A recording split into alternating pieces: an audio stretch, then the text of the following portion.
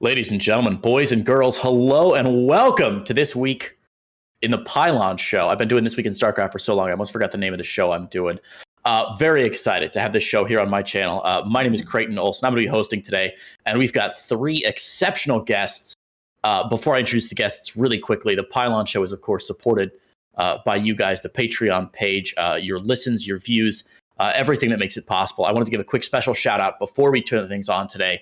A huge thanks to, we have two big Artanis level supporters of the show, Maker Shane and Jerry Wong, helping out to make this show possible week after week, month after month. Shows like this quality require a little bit of financial commitment, and you guys are making the Pylon Show entirely possible. So it's great to have you guys on. Thanks for Maker Shane and Jerry Wong and all the rest of you who've been checking us out on thepylonshow.com and our YouTube channel, which is free to subscribe to. And with that out of the way, let's introduce our three fabulous guests today. Right below me, he's disappeared. Cobra, are you taking yourself off camera? He's sneaky. We'll make that two fabulous guests, and then we'll bring Cobra on at the end to talk a little bit more. To my bottom right, your left, real Heyoka, Matt Weber from ESL. Heyoka, how are you doing today? Hello. I almost forgot about push to talk there, so that was but I'm here. You're like me in every World of Warcraft raid I did in college, where I'd forget about push to talk and then miss stuff. I was busy looking at Cobra and trying to see if he was disappeared, but I still see him on my screen. I think he's missing from the actual... Anyway, whatever. Heyoka, it's a delight to have you here. Can you give a quick 30-second elevator pitch? Heyoka, who the hell are you? People might not recognize your face or your voice like they would with our other guest. Yeah, my title is Lead Product Manager at ESL. I only sort of know what that means. I work on StarCraft. Kind of the way our structure works is that Sean is the director of ESL Pro Tour, and that means he has oversight of CSGO, StarCraft, and Warcraft. And then I do more of the StarCraft and Warcraft, say, day-to-day. And then we also work together on working on sort of yearly planning, budget topics, the million other things. It's so I run the... sort of run the day-to-day in our team, I guess you could say, our StarCraft and also Warcraft team. Very cool. In the weeds, doing all the stuff that Sean just doesn't want to do. That's what I got from that. It's basically Apollo just tells you things and you go, yeah, all right, whatever, man. I'll take care of it. Yes. The trick is that he shields me from upper management, and then he also shields himself from the boring work. It's a give and take. What a smart guy. He's learned how to macro a little bit with putting himself in the middle there. Heyoka, it's a joy to have you on. I'm so excited because I think you're going to have a super unique insight on a lot of stuff that people don't know about that sort of goes on under the hood, both for tournaments and then sort of more broadly in esports organizations. It's going to be excellent. And on my bottom left, your right, a face that you guys will recognize, a handsome man who is definitely not going to fight with Heyoka in a cage match after this. TLO, Dario Vunch. Dario, welcome back to the Pylon Show. Thanks for having me, as always. And Tilo, are you also in Sweden, where Heyoka is as well?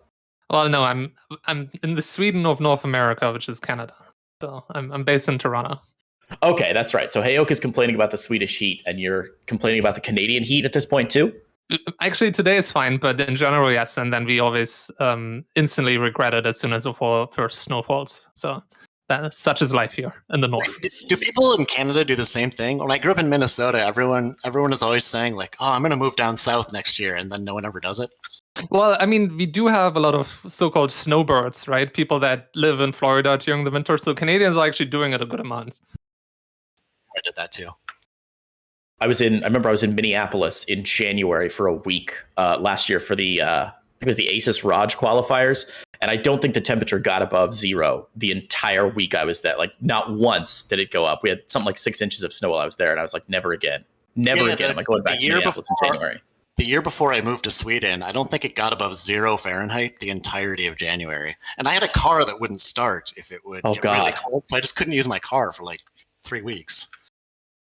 I remember being terrified because my car is also not that great, and I would wake up at like 3 o'clock in the morning to go start my car and go cast the Korean qualifiers or whatever. And I'd turn the key and I'd hear that like terrifying, and I was like, "Come on, baby, come on!"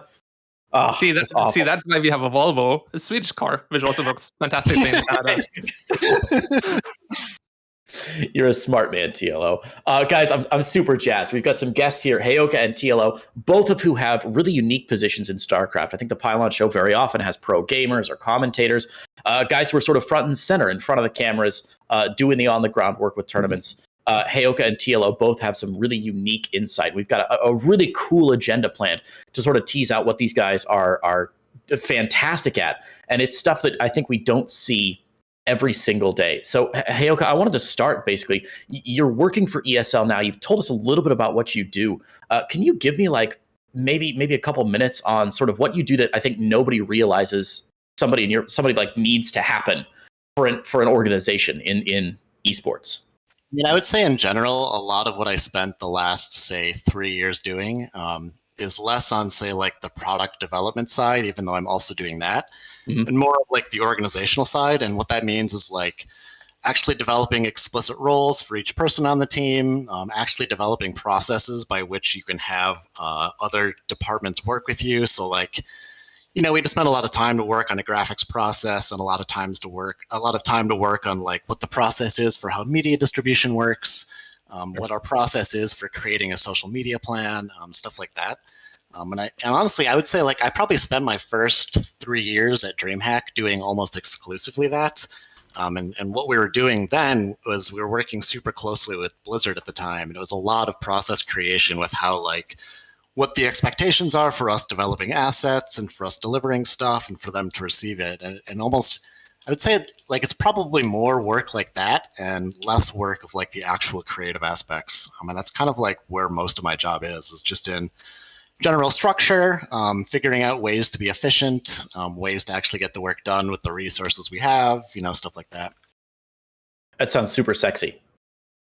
Yeah, I mean, this is like sort of my rant is I think like in general, the stuff that actually matters in esports is not really the stuff that is interesting. It's like the really boring like spreadsheet stuff. Like honestly, the difference in companies between say companies that make it and companies like maybe like IPL that don't is basically who is good at budgeting, and it's not like who has the best ideas or who has the best staff. Or I mean, it really does come down to like who can actually build a business plan that can work year after year. And it's like insanely not, it's like hard as hell to talk about it on Twitter because it's not sexy and no one listens and no one cares. And when you tell people about it, they tell you you're lying.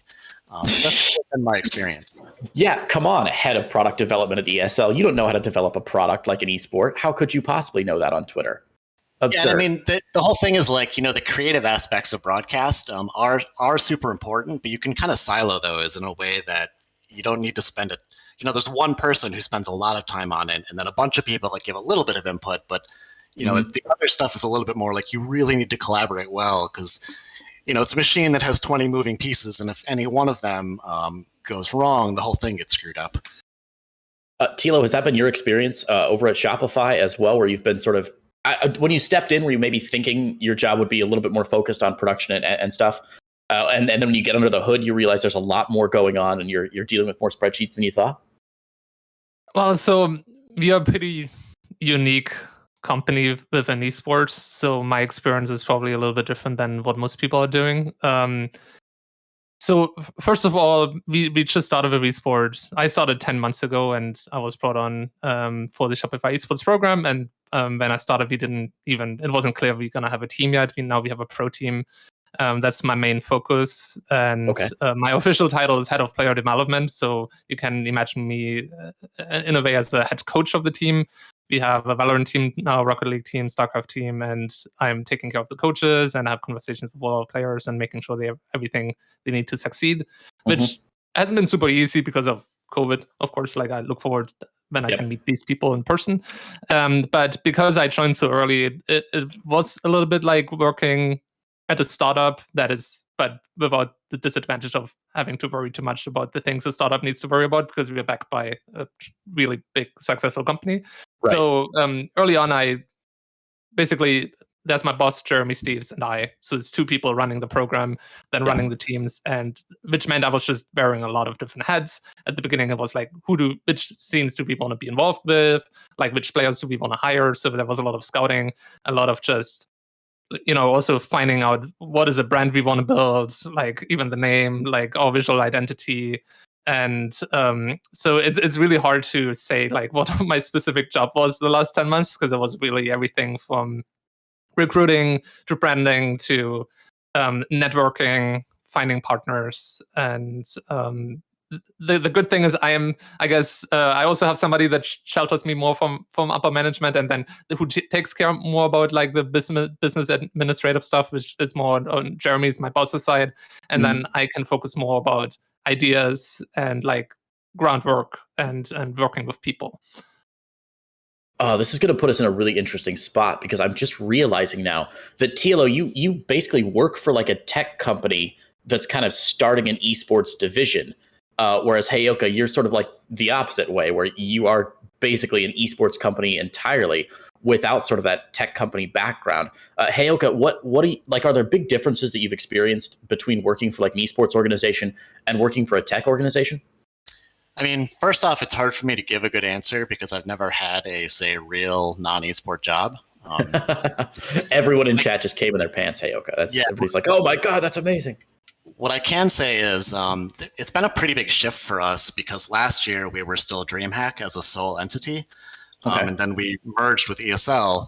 And both companies have always have been owned by MTG the whole time that I've been working here. But I would say the sort of like financial goals are very different of both.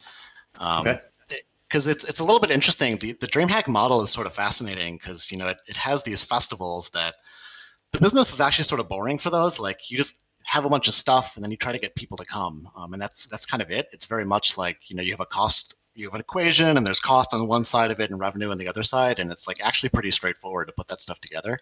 It's like an events management company, basically. Yeah, I mean, it's like not at all as sexy as people want you to think. It's literally like, you know, how much does it cost to rent a venue, and can we put some stuff there that people will pay to go see? And that's kind of like it. Put the asses in the seats. Yeah. But it's a little bit different now with the ESL stuff, because, you know, it's a much bigger company. They're a little bit more, say, beholden to share, like the shareholders of MTG, that kind of thing. Right. So it's a little bit, you know, and it's also like the actual revenue flow is not quite as clear at ESL, because ESL does a ton of stuff. You know, there's some online things. There's the arena shows, which are like their own separate thing. Like, you know, doing a show in Madison Square Garden is very different than just having DreamHack Dallas or whatever. Wait, has ESL done a show in Madison Square Garden? They did it in what I think is like the Madison Square Garden. There's like a little tiny theater below it. They did a Dota show there years ago. It's like an ESL one. Madison Cube Garden underneath. I don't know. I might be getting it wrong, but it was some very weird venue like that, or, you know, that goes into the sponsor deck that goes in with an asterisk. Exactly. On your slide deck, very tiny at the bottom. Okay, so slight difference then, you're saying, because the change from DreamHack to ESL, has that been jarring then for you to experience, or has there been a steady hand at the wheel, sort of making sure the transition happened pretty smoothly? I mean, for me, it's been pretty weird, but it's just because the company philosophies are very different. And kind of like the thing is, you know, with DreamHack, the way things used to be is it's kind of like a gun to our heads all the time, because, you know, you're trying to make a company where the costs are roughly equal to the expenses. And that's not quite the case anymore with ESL. And now we actually have a little bit more resources. We can actually afford to invest in stuff long term, which was always super, super hard, say, like in the old days, maybe like 2-3 years ago. So it's a little bit funky in that sense. But it's also like, you know, I have kind of a hard time even understanding how like a normal business works. And I've tried like, you know, finding business books, or like you see these like program manager courses online, and I tried doing some of those, and it's like not helpful for me at all, because they're all centered around like if you're a business that builds a product or something, if you're like, you know, if you're designing a widget of some kind and selling it, you know, it's not super helpful for me. And also it's like you look for ones that are based on event companies, and they kind of like don't exist. And it's kind of, so it's hard for me to like really know what, say, like the revenue structure of a normal company is. For me, it's very much like we just try to look at what kind of revenue we think you can bring in with, say, Dota or, say, StarCraft, and then kind of like what your cost base, you know, ballpark is going to be for doing something, and then try to see if you can find a way to make those two things match up. That's interesting. Tilo, have you experienced the same thing in working with Shopify? Like trying to claw your way through and understand what you're doing and not finding a lot of resources for your specific role? So I think what's important to understand is that there's a lot of different reasons why a company would be involved in esports, and there's a lot of different motivations, right? Like, for example, if you look at a traditional esports team that has sponsors and that is its core business is just esports, right? Like if you have a TSM, like their company is a pro team and they need to be profitable with their pro team, and then they need to think about these things very directly. Like how can I sell their naming rights to a Chinese app company, right? Yeah, like how do I grow the team? How do I attract more sponsors? How again get more player, be more successful, right? We are coming from a very different perspective because we are part of a larger company and we are doing esports, but we are not on our own. We are part of like a very large company.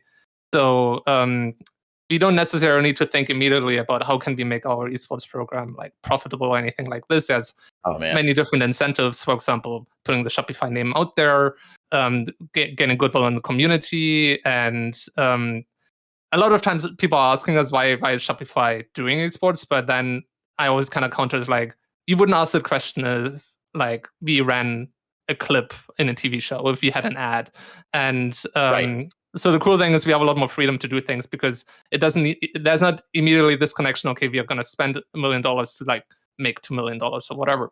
You're doing this for different reasons than a direct financial benefit. Or obviously it needs to make sense as a company in the big picture, but it's very different in that sense. So we don't need to, worry too much about this. We don't need to worry about, we worry more about our money being spent effectively, more so than what the bottom line of it is, right?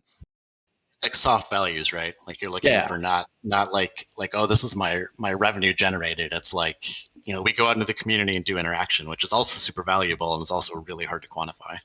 Yeah, exactly. Yeah, and I think that's what's important to understand in esports, that every player has different motivations to do these things. Also, when it comes to why are you even doing esports in the first place? If you're a publisher, it's like way easier to just justify, okay, if I run an esports circuit and I have a game that's free to play, people watching it, they will play the game, they will buy things in game. And then you have other esports where maybe the publisher is not as involved, and then the esport ecosystem needs to kind of stand on its own more so, and you need to find like third-party partners. And there's just many different reasons why companies are in esports, and it's not always directly profit-driven, and I think it's more complicated than some people think. And we've never lived in a better time to be someone whose existence is justified by marketing, because we've never lived in a time where you can get more hard data and hard numbers for. We know we had this many unique viewers. We know exactly, we've got a coded link that shows exactly how many people downloaded the app because of this, and we know the times they've visited. So there's like more data now than ever before. I feel like that's got to make it a great time to be using your esports arm as marketing just as much as it is revenue generation. Yeah, absolutely. One thing that I want to add there is so that sometimes you can get tricked a little bit by that. I'm not a believer in just following hard metrics, because my favorite example is always like Twitter accounts like Wendy's, right? Like, of course, you're getting like millions of impressions from like meme tweets, but what do those impressions actually mean in the end? Like, how many people like that are maybe interacting with this from countries where that Wendy's doesn't even exist, right? They're like completely meaningless impressions as a company, but it looks great on a chart because you're showing like this kind of growth. And the nice thing is that we can think like really long term and don't have to worry about like chasing these metrics that then I'd show off to a sponsor who then I can just show hard data. And I think there's a lot of value in like these intangibles that you just kind of need to figure out long term what they actually mean for you. Heyoka, that's really interesting, at least from TLO's point of view. I feel like, Heyoka, you're going to have a slightly different take on this. How often do you does like ESL get to make decisions when you start to make a decision about an event you're putting on? Do you guys usually start with like, oh, I'd love to have a tournament, I want these creative choices and this to happen? And how often is it like, all right, boys, we need to generate some revenue here. Let's start with those numbers and work our way back from there? Yeah, I mean, what I can say is, in sort of like a year, 2 or 3 years ago, it very much was like, we need to look at the equation on this product, and if it doesn't look like we can break even on it, we just can't do it, and that will kill the entire thing. Sure. And that's a little bit less true now. Now we can actually think a little bit more long term, and now we actually do get to we have the luxury of weighing the intangibles a little bit more, which is exactly what Mike and Sean and I are doing in general, is trying to weigh some intangibles. But I would say in general, like, the difference between a lot of, say, like tech companies and us is, if you're trying to build, say, like a platform, if you're trying to build like an Uber or a Snapchat or, Instagram or whatever, they kind of go into it with this sense like, okay, we're going to lose $200 million, and that's what our customer acquisition will cost, and we'll spend all this money for 10 years. And, on Dex, they're just going to say we're pre-revenue until the end of time, basically, and just hope that they can, figure it out. That's just kind of not the case for us, because it's just, our timeline isn't that long. And so kind of what we do is more like, instead of, say, looking at what our best case scenario is, a lot of the times what I do is you look at like, okay, what sponsors do we think we can get on board for Project X? And if we can get them, what program can we build around that? And that's kind of like, you start with a hard figure and work back to see how many features you can add in. And especially when we do work with developers, like when Blizzard comes to us with a pitch, a lot of the times we'd say like, okay, what is the budget here? And then I can work out from that number what we can actually do. Like, can you do it live in an arena? Does it need to be partnered with something else? Right. How big can the stage be? I mean, your actual costs go into things like stage, TNA, food. It's a lot of really like basic stuff. I mean, it's not like stuff necessarily on the broadcast. It's like, how many people do you need to fly in? Because that's what really increases your costs, like hotel rooms. So you're kind of like figuring out, what you can actually fit into this set amount. So do you find it easier then to run like these massive events then, just because the food and those kind of numbers just sort of fade into the background of like the expenses for a huge event? I mean, so like one of the biggest turning points I had in my career was I did this Dota major. And it was a standalone event. It was in Stockholm. It was the biggest event I had done up until that point. I think it was 2018. It was like, must have been like spring 2018. And what I remember about it was like, oh, this event actually wasn't harder than any other event. It was about equally as hard. There was just more stuff. And the good thing about that is, when something goes wrong, you can just pay money to fix it, which is super nice. And, the difference is we ran WCS on a budget that was relatively tight. And if something goes wrong there, you're a little bit screwed because you don't have money to fix anything. So you need to like be really creative in problem solving to try to figure that out. And kind of like my experience is either you need like really good organization or you need money, and you don't need both of those things. But if you have money, you can actually not worry so much on other things. And, increasingly people realize they can't just spend good money after bad. So, people need to kind of develop organizations that make sense. But it's kind of just been my experience on the whole. Interesting. I guess that sort of brings us around to sort of our next talking point for both of you guys, which is more about the financials. Unless TLO, any final thoughts on like running events or sort of your philosophy with your company before we move on to sort of financial questions about how esports organizations work? Well, I think we can move on to the next topic. Okay, I just don't want to leave if you were like, oh no, Heyoka sucks and he's wrong about all this stuff. No. I wanted to give you the chance at least. Yeah, what no rebuttal. No Come rebuttal. on. It's not a debate. I know that gets all the views on YouTube these days, and then you can like throw in. Are we supposed to argue? Do we need to take the opposite sides? And talk about over on top of each other? I think we talked about this in the pre-show, guys. Come on. No, well, let's move on to our next sort of topic, which Heyoka, you segued beautifully into, which is how the fuck does an esports company make money? I feel like that's one of the biggest questions if we have like an insider on is it, and I know you can't give us figures or percentages or anything, but what can you tell us about when ESL, I mean, obviously ESL's got to turn a bit of revenue at some point. You're not just a marketing organization. At what point are you guys like, okay, we need to focus more on this specific part of the business, or we're chasing sponsors, or we're chasing event revenues, or we're chasing tickets, or we're chasing merch, or like how do those decisions get made, and how do you weigh all those sort of different factors? I mean, I would say it's actually kind of easy because typically sponsors make up the bulk of it. Okay. It's not entirely. Ticket revenue is relevant, but the stuff that I do, typically ticket revenue is not as relevant because like when you do a festival, the way you do allocations is, it's a little bit out of my hands. Someone else is doing it a lot of the times. So I just, get told a number. And then I need to see what I need to make up with in sponsor revenue. So that's kind of where I focus. Did TLO just die? What happened? Yeah, he did. We lost him. Oh, I can still hear you. Nice. Okay. Yeah. Anyway, I don't know why this happens, but yeah, but for me, it really is. I would say like sponsors make up the big bulk of it. I mean, stuff like merchandising, ticket revenue. Sometimes there's like internet. There might be like some revenue tied to say like YouTube VODs, something like that. Okay. Or like Yeah, and typically that stuff is pretty dwarfed by just what we're getting from sponsorships.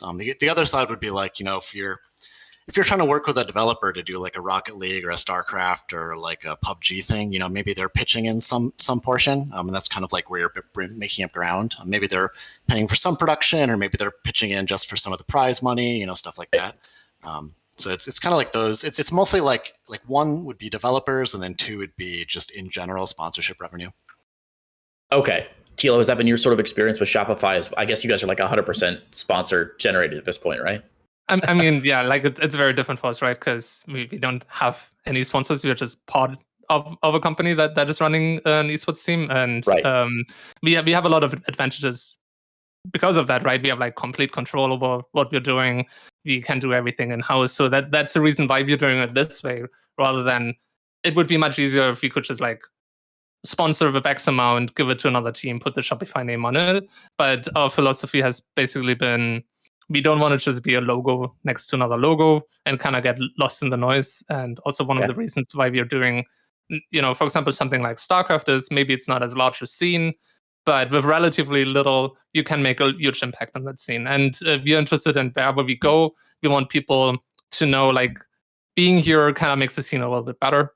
And so coming back again to like it's not just all about eyeballs for us. Like you could easily spend more on a bigger game and get like 10 to 100 times many viewers, but what do those viewers mean? Like, do they care that you're in it? And a lot of times the answer is unless you spend like a crazy amount of money, no.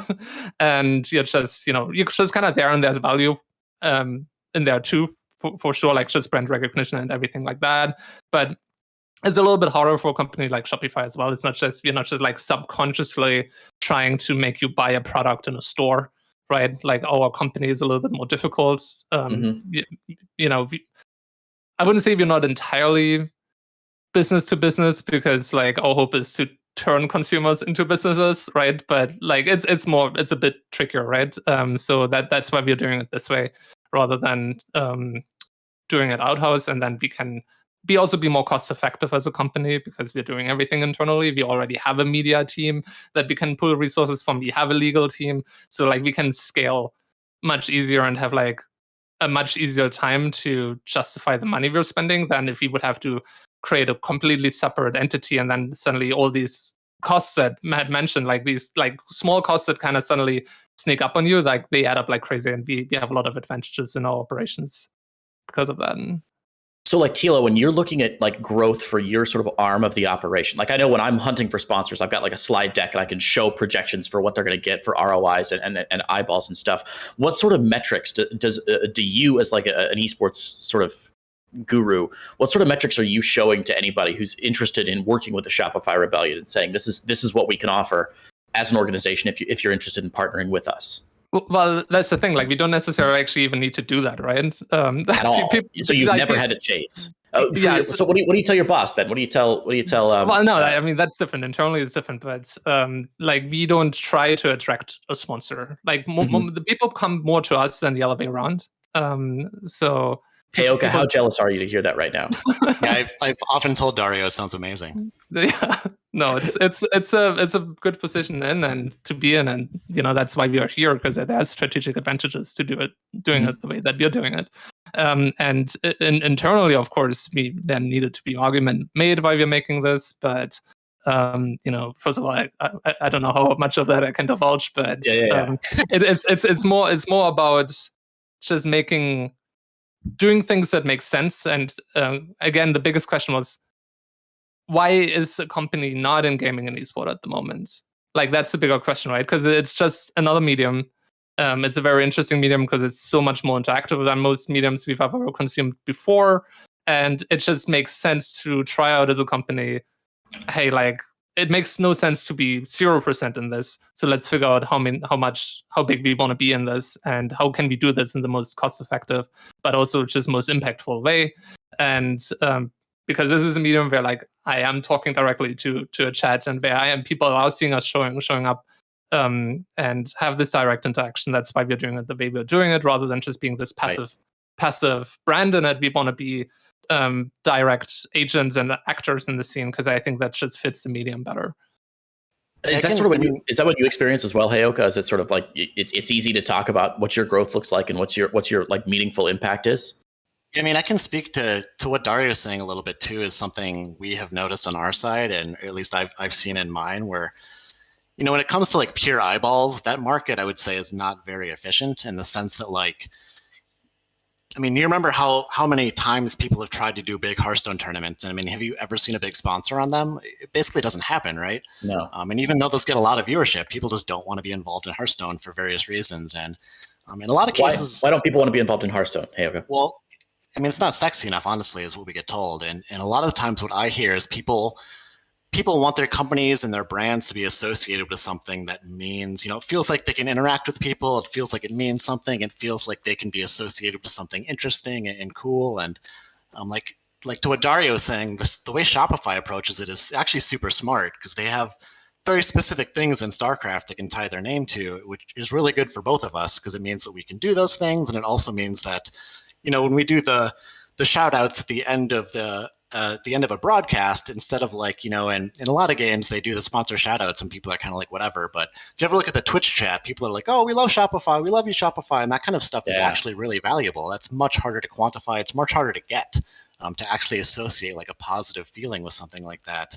Right. And increasingly, that's kind of like the people we talk to, that's the sort of thing they're looking to do. And that's why you see less of like, in the old days, there'd just be a bunch of logos and you'd never hear anything about them. And now it's more like what people want is they'd like their logo and they'd also like to attach themselves to something that makes sense. So that's why you see like, the pre-show might be branded or, like when you watch the NFL and they have like the Miller Lite High Life. The Ferrero Rocher play. Yeah, I get it. Yeah, people doing stuff like that. Like, oh, it's the power play brought to you by this airline company or whatever. And that's kind of like, where stuff is going. And I think it goes that way because it makes way more sense because you can actually attach yourself to something that has some like, gravitas as opposed to just, being a logo that's on a wall that's, is there, but no one really cares about. Yeah, like the thing is, like, as in an ad, like it can actually be negative value to run an ad because people might actually hate your company for disrupting the experience you're trying to enjoy. And then on top of that, if your ad might not be good, it can actually absolutely backfire. Like not all exposure is good exposure necessarily, right? Yeah. So what I'm hearing from both of you is that like basically the next event we're going to put on is going to be the Bugatti Veyron TSL 8 sponsored by Shopify. Yeah, what I'm always jealous about is if you watch tennis is only sponsored by like, oh, it's this company that makes luxury cars, and also it's a company that sells yachts. Like, where do we get that? I want that guy. It's like these companies you've never heard of, like, oh, this is a private plane company. If you'd like to spend $3 million and buy a private plane, this is a company that's advertising to you. Surely it's because tennis is such a venerable sport. It's been around forever. So when StarCraft, like in the year 3100, when StarCraft has been around for 1,000 years, it will be sponsored by personal teleportation services and I don't know, robot clone companies or whatever's sexy at the time. Yeah, it'll be the next level of Shopify when you'll actually have personal teleportation devices that will get you to buy stuff.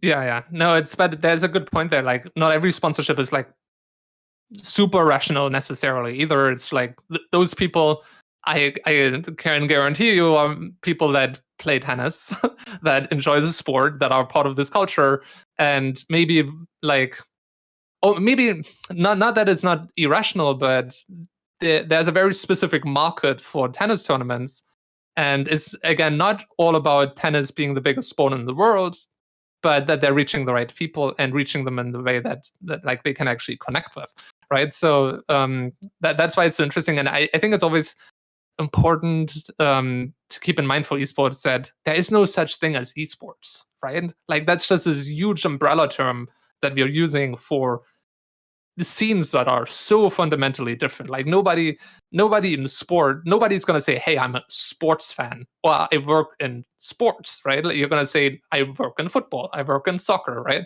And I think what's important for people to realize that it's no different in esports. Of course, there's some that are more similar, just like in regular sports, but there's so many subtle differences that are really important to keep in mind when we're doing this. And every game has to be approached a little bit differently. And it's also very tricky because there's also a huge difference between the local scenes and the global scenes. For example, if I am a sponsor from an office in a country, I don't care if you have 1 million viewers, if 950,000 of those viewers are not from the market that I'm targeting. And that's what I think is really tricky about esports as well, because it's one of the very few actually truly global products to consume, because any media on television is usually pretty tied to a region. YouTube is a little bit global, but even mostly global, but even there you have like some regional content. And esports is suddenly this product where you get eyeballs and you get interactions from around the world, but to what do those viewers mean to specific companies? And I think what needs to happen in the future more is that companies need to realize, I can't just think about local budgets. I need to have like some amount of global budget to run global campaigns that actually make sense to everybody that's watching. So if I'm Coca-Cola, I'm not just attaching a 20% discount link to the USA only if only 30% of my viewers are from the US. And the 70% of the viewers are also going to hate me because I'm not giving them anything. Right. But I need to like start having those kind of global campaigns that make sense for everybody that's watching, or at least the majority of people. It's interesting, like getting to the right people is I feel like would be a little tougher than with esports, just because you're so global. We talked about like the mega yacht company that sponsors Wimbledon. If they pay, well, I don't know, $5 million to sponsor Wimbledon, but they only need one mega yacht sale. So as long as they get the right audience for that, it pays off for them. Whereas you're saying with esports, like it's so global. Do you think that makes it more difficult to sort of hone in on people that are more interested in finding specific segments? Oh yeah, like it's definitely a huge barrier, and it's, I think, one of the reasons why it's way easier to be successful in esport as, like, for example, a US team than a European team, just because there is a struggle that in the US you have a huge unified market. So it's very easy, right? You have like 350 million people, and they're all pulling from the same budgets. In Europe, if I'm like the best CS:GO team in Sweden, it's gonna be really hard for me to convince a French company or a French office to give me money, and the Swedish office is going to have a much smaller marketing budget, and then much smaller one that they would be willing to try esports on, than if I would just have a EU office that does marketing across 500 million people almost, and then it would be, it would be much easier. So like, just people have to realize that even though there's a lot of international global companies, they don't actually truly operate globally in most cases, right? I mean, you'd actually be surprised that like when you see sponsorships of like global companies, like if you see, Pringles has done stuff, or like McDonald's or Coke, those are usually regional budgets. That's why you see like McDonald's did the thing for the ANZ champs a couple of years ago, and that's just like a regional budget. That's not the global company. That's someone local that has some money specifically to targeting one thing. And it's like increasingly people are not super interested in, like, we're an American company, we'd like American viewers, we're not selling to people in Europe, we're not super interested in that. Can you please remove those from the metrics, kind of thing? And I mean, that's straight up not going to work for you guys over at ESL, right? I mean, it sometimes works. I mean, there's different ways you need to structure it to figure out if it works. A lot of the times what it ends up coming down to is, when you segment the market down into a regional aspect, now it's no longer a size that they're as interested in, so it becomes more tricky. Interesting. I want to cycle back really quick to something you talked about a moment ago, TLO. You were saying that like how esports isn't just sort of a general umbrella when you're talking to people, and it really is StarCraft and Hearthstone and CS:GO and PUBG and whatever. And this will be a bit for both of you, because I think you'll have different takes. Why is it then that there are a few major organizations that have 3 or 4 teams? Like, I know that the Boston Red Sox are owned by the same people that own Manchester United, are owned by they have 2 or 3 teams in different major sports across the world.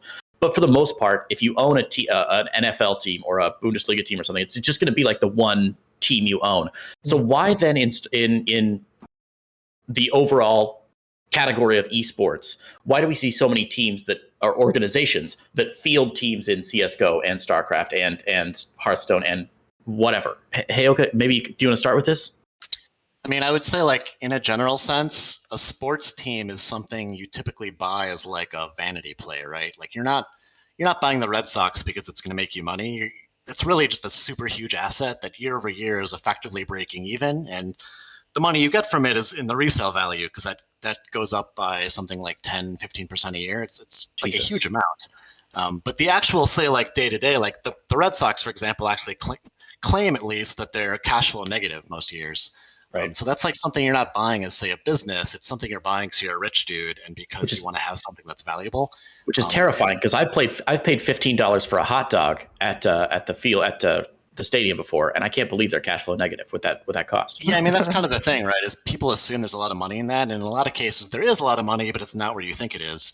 And in a lot of cases, in esports, people, first off, the markets just aren't big enough. Like you just can't get enough revenue if you're only in one game, especially when it comes to like Team Liquid has probably like 15 to 20 different teams, and it's in stuff like Clash Royale, Clash of Clans. Like those are teams that have value, but if you were just doing that game, it wouldn't be a full-time job for anyone. You wouldn't have enough money. So it's kind of like almost like a land grab thing in a sense, where you're trying to, you just need to diversify as much as you can and be as big as you can, because each of those things is not necessarily big enough to support one thing. That's not entirely true. There's Astralis that has basically only CSGO and League and I want to say FIFA.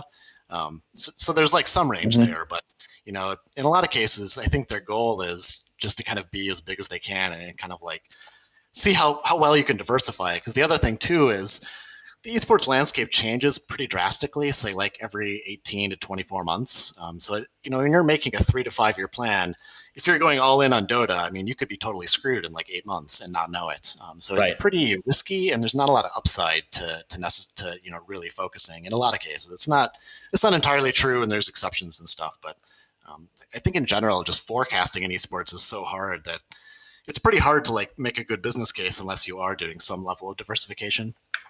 Yeah, and on top of that, access is just so much easier, right? Like if I had to have 10 different sports teams, they need 10 different stadiums. I need it's just operationally so much more difficult. And also there's these just super traditional cultural ties to a sports team, right? Like most sports team at this point have been like around for like 100+ years. Like they are like attached to a city. There's like this local fan base. It's in esports is very different because there's no, like very few teams have like this true traditional history to it. And, nobody cares if your Overwatch team is actually from Houston. Yeah, exactly. Like it's people are trying to make that happen, but that's a conversation for another day, maybe. And like scale is a huge thing. If I have like a few of those small games, maybe I just need one manager that is taking care of these 20 players, because most of the managerial duties are actually not going to be that difficult for some of the smaller scale games, and you just end up actually saving money by having more teams. And you want to hedge your bets for sure. You don't know what's going on. And also many teams are pretty driven by growth, because they have to show growth to investors and sponsors. And one of the easiest way to show growth many times is some sort of acquisition, right? Where I'm just adding a new roster, I'm adding a new influencer. And I feel we are a little bit in a situation in esports where people are potentially sometimes promising more growth than is realistic. And that's one way to basically meet the demands of that kind of growth you've promised, to add more and more teams and more different games and more, like as I said, influencers as well. This is a really broad question. Tila, how do you project growth for an esports organization? Heyoka, I'll circle to you on this as well. I mean, again, I'm luckily in a position where I don't necessarily need to make you up. don't really have to. I don't have to as much, because like we know as a fact esport is growing, but we are also aware of it's hard to put a hard number on that. Sure. And I think just knowing, okay, it's a growing medium, that's enough for us to say, okay, we want to be involved in it, and it makes sense. But some people like to see that you want to get money from as a sponsor or an investor. They want to see some hard numbers, and there's many different ways to like math up numbers, and not all of them are actually necessarily. They don't always make sense, right? And everybody knows that. Yeah. And there's nothing wrong with that either. But yeah. Before I get it. Yeah, exactly. So the good thing is we can just think about the big picture, but some people like to see a specific number. Heyoka, do you have people who are like, I want to see specific projections, I want to see growth? How do you project that? How do you find those numbers? I mean, typically what I've done, and I mean, the caveat I have is I've not been involved on it and say that level of the entirety of ESL or the entirety of DreamHack. I've only looked at typically a per product basis. But usually what we do is like, the way I do it in my mind is I think about for any individual product, like for StarCraft or for like what we're looking to do in Dota or CSGO or whatever, you can have a pretty okay idea of, say, like the next 12 months, just because usually the ecosystem is in such a way where you can kind of see where events could slot in. You could have like a relatively firm idea of sort of like your, say, like yearly footprint, like how many things you are doing. And then each subsequent year after that, you can kind of like base it on that, but it gets fuzzier and fuzzier, and it gets really fuzzy really quick, right? Like, so 12 months, you can have like, say like 90% certainty or like 80% certainty. But then when you get to 2 years, now you're looking at like maybe like 40% certainty. And then when it gets to 3 years, you have a plan and you have hopes, but you're really only like 10% sure of what's actually going on there.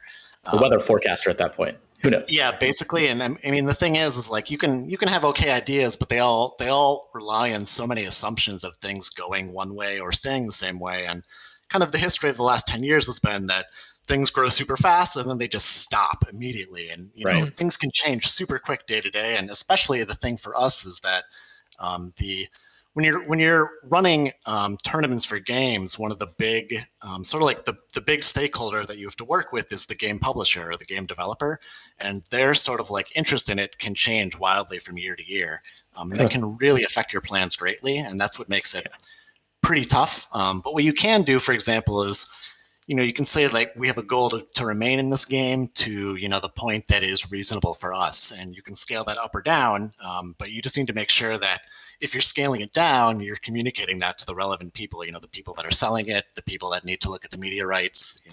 It's mostly the people that are trying to quantify the value of what that game is, just so that they can communicate it properly to the people that are trying to buy it, that kind of thing.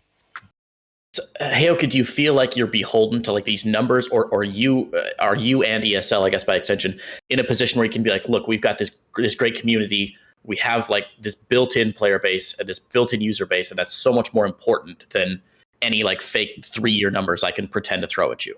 Yeah, I mean, StarCraft, for example, I mean, it depends on product to product, right? If you're in Counter-Strike, you just kind of want to be getting more viewership and building your footprint. But if you're Why is that? So I can explain the difference in a second. In StarCraft, the what you're looking for is your goals are more like less, say, number driven, because if I increase stuff by 10%, that's realistically, I mean, it doesn't move the needle for the entirety of the company, right? ESL has 500 employees. There's like a million things going on every single day. ESL as a company is broadcasting probably 2 or 3 things. So getting a couple thousand extra viewers is not a huge deal for us. Like, on the whole, if you look at like how many hours of content ESL produces every year and how many viewers, even if I doubled StarCraft, it's not super relevant in terms of like, it's not going to affect the bottom line to what gets reported to MTG super heavily. But what we can do is, one of the good things about what we do in StarCraft is that it makes fans very positive. It makes the community react super positive to ESL, and it gives ESL, say, like a warmer feeling than if you remember in Dota a couple of years ago, ESL switched to a Facebook-only broadcast, and people in Dota just hated ESL for like 18 months. Yeah. And in StarCraft, it's kind of the opposite, where the community sort of loves us right now, and that's super valuable. That's really good for a company that does what we do, because a lot of our business is you go to other people and you say, oh, by the way, we're doing this stuff and people like us for it, so you should work with us on this. And you can point to StarCraft and say like, oh, by the way, look at what we're doing in StarCraft. We're doing this super cool thing. We have the entire ecosystem. Also, people really like it. That's like a really good thing. So the soft value stuff is sort of where the value lies. And we do have numbers, right? Like I have viewership projections, but if I was to not meet them, it wouldn't be the end of the world. We can say, we're doing all this other soft value stuff that's actually probably more important. But valuable, yeah, both sides matter. But when it comes to it, it's what I really care about is sort of like the community building aspect. Like, do we feel like we did a good job actually serving the community? Did we actually create a system that players can operate in? Did we actually create something people want to engage with as viewers? Sort of like that stuff. That sounds amazing.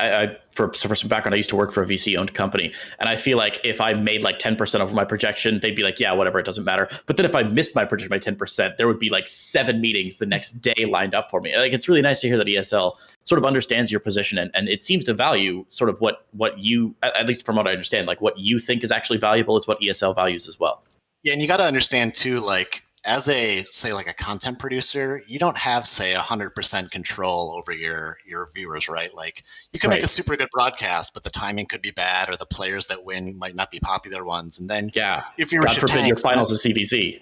Yeah, exactly. And that's not, we don't have control over that, right? We only have a certain percentage of control over it. So, that stuff kind of goes up and down. There's a lot of variance that, we can't really influence, or we can influence it, but only say, like, if you do a good event now, people are more likely to tune in later. It's not like an event by event thing. So, it's a little bit, it's hard to really like put too much value into a lot of hard metrics in that way, just because there's only so much you can really influence. And, at the end of the day, you just want to say, like, you've done something that you think is good, that people are able to participate in and people are able to consume. And that's kind of what really matters, is actually like building a thing that can stand the test of time year over year, as opposed to, say, what some of the earlier companies were doing in SC2, or like they're putting a ton of money in and then they disappear the next year and suddenly there's just $1 million less in prize money. That's wild. Heyoka, and sorry, TLO, I'm like focusing way on Heyoka right now. I really want to get your take on some of this stuff as well. But Heyoka, since ESL sort of became the de facto like head StarCraft, most major content producer for StarCraft over the course of the year, have you found that your numbers have been more stable and more reliable than maybe before?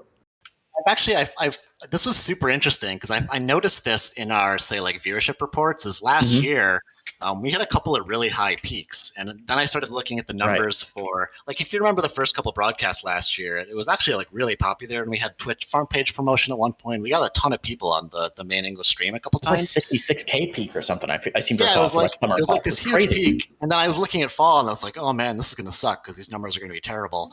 But the actual overall amount of content consumed was something like 10 or 15% higher. But the peaks were lower. So, what it is it's people watching. It's more people watching more often, but less variance, less moments where tons of people are watching at once and then people aren't watching the next day, which is actually something I'm kind of proud of, like low key, but it's not something you can brag about super well because it's really kind of lame. But I have found that StarCraft it's been very surprising to me that or say like our variance has gone down, but it has grown season over season over the last year, which has been super nice. I was talking to somebody at Team Liquid about this a couple weeks ago, and they were talking about like what specific metrics they're looking at and what like weird stuff they're proud of that they can't like talk too much about. Is there something, Heyoka, that you can be like really proud of that you don't get to brag about very often? I mean, the thing we like to brag about in StarCraft is that our Twitch will give you that metric that's like amount of time each viewer watched, like average view time or whatever. And for StarCraft, for a lot of games, that's like 10, 12, 15 minutes. And for StarCraft, it's like 35 or 45 or something. It's like through the roof compared to a lot of stuff. Yeah, that's crazy. TLO, same question to you. Is there something at Shopify that like maybe the company gets excited about, or that everybody like likes to announce, but in your heart of hearts, you're like, no, there's something really cool that I know about, that I'm really proud of? We are still so early that there's not that much we have to show for yet. I think, like, you're excited about everything still. This is great. Yeah. I mean, one thing that is like a small thing, and I also see Joey in the chat when it comes to StarCraft specifically, that I geek out constantly about, is a battle report that we managed to make possible, and that we hired Joey for to make it happen for TSL. And my hope was always that it would bleed out into like the greater thing. And that's one of those things where it's like really difficult to attach like any kind of value to it.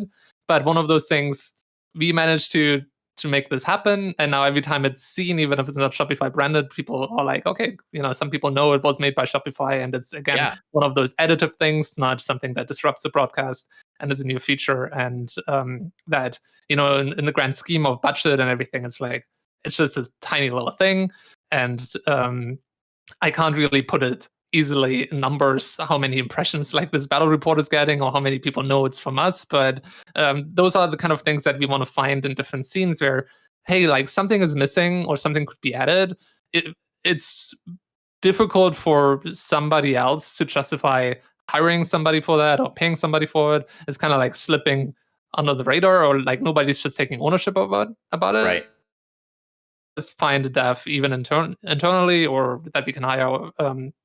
We can just make this happen, show it to people, and hey, if you want it, it's yours now, basically. And I'm excited to find like other opportunities in the games that we're in, to see if there's like these kind of tools that we can build that I'm really excited about, that I think a lot of like viewers are excited about too.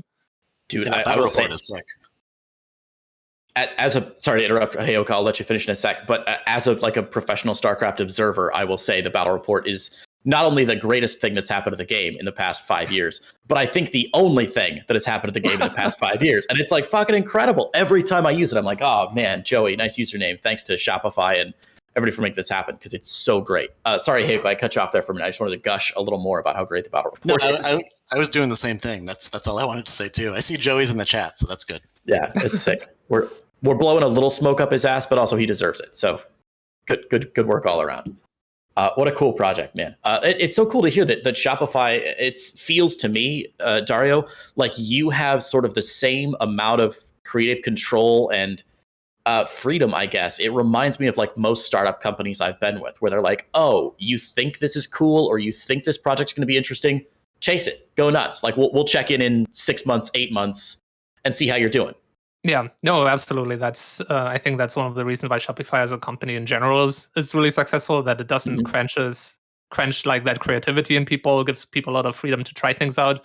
And it's much better to, and failures like not seen as like a negative. It's just, okay, we run an experiment and now we know something more. We know this doesn't work. Like that's valuable too. Right. And that's a cool thing, that we have those kind of options, that not everything needs to be a hit, because not everything can be a hit. And it's super crippling creatively. Like if every single thing instantly needs to like be something that actually makes sense. And it's much better if you can explore a little bit.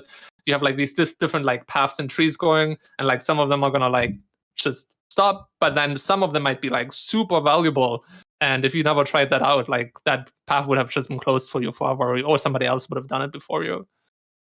It's cool. I remember like ages ago, I think the first indication that I ever heard of Shopify, aside from like they're interested in StarCraft, was I think it was Select was looking for like a job, and Tobias was on Twitter, and he's like, oh yeah, you come work, like you're a StarCraft pro, come work for us. We know you've got this like intrinsic value, there's something good about you, and we'll figure out how to make that into something valuable for us as a company. It sounds like that sort of entrepreneurial spirit is still happening every day.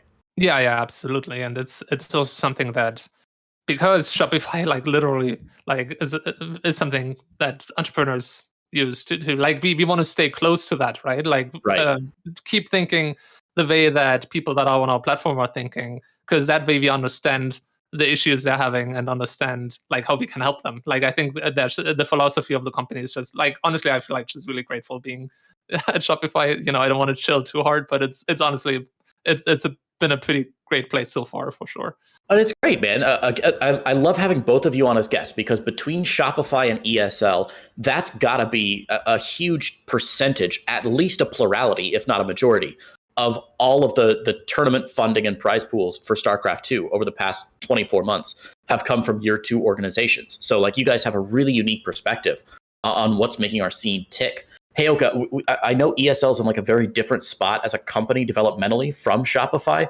Do you still feel like you and your team sort of have that entrepreneurial creative control, or do you feel like your operations are a little more streamlined and bureaucratic in order to be successful on as many fronts as you guys are running at the same time? I was actually super worried when we merged that people would breathe down my neck more. But in general, people really, there's a lot of stuff going on at ESL, and StarCraft, I don't want to say it gets lost in the woods, but people kind of let us do our thing because it's been pretty successful. We have a like a weekly call where we talk to the head of product, and he is a StarCraft guy, so he gets it pretty good. And he does funny things where like he'll ask, oh, I saw some people were complaining about the maps. What are you doing about that? And it turns out it just so happened we had something lined up for that. Nice. Like, oh, this is actually kind of nice. So yeah, generally people kind of let us do what we're doing because I think we're demonstrating that we're able to hit the goals that we're kind of set out to hit. So I wouldn't say there's a lot of meddling. There are people that there's a lot of departments that we need to make aware of what's going on, but people are pretty willing to let us do what we want. And when I talk to the broadcast too, I say the same thing where it's we need to not be afraid of failure. You need to be able to try stuff. If you do a content piece and it sucks, that's totally fine. It's totally expected.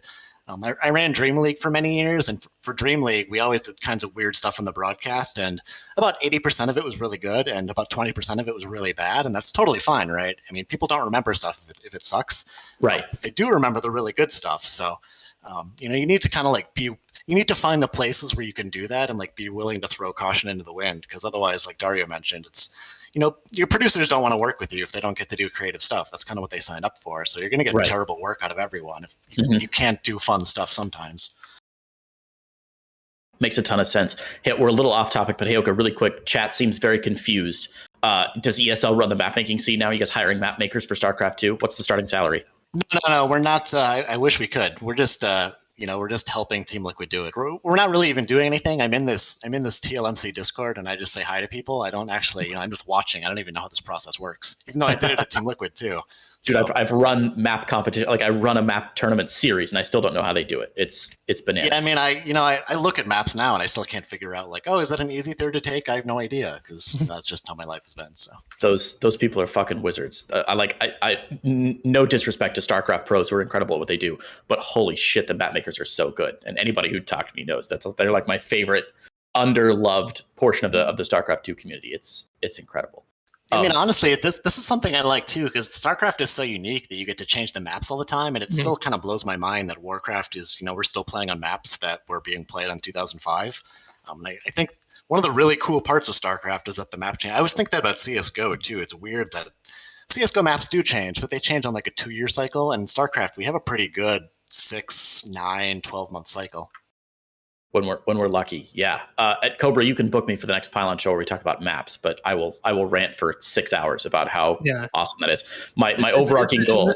Sorry, isn't it also just strange that Dota and League just literally just play on one map? Like, to me, that's still so strange. Somebody just coming from RTS. Like, I understand you're changing so much when it comes to heroes and stuff like this, but I just wonder how Dota would look like if you just had like a map pool.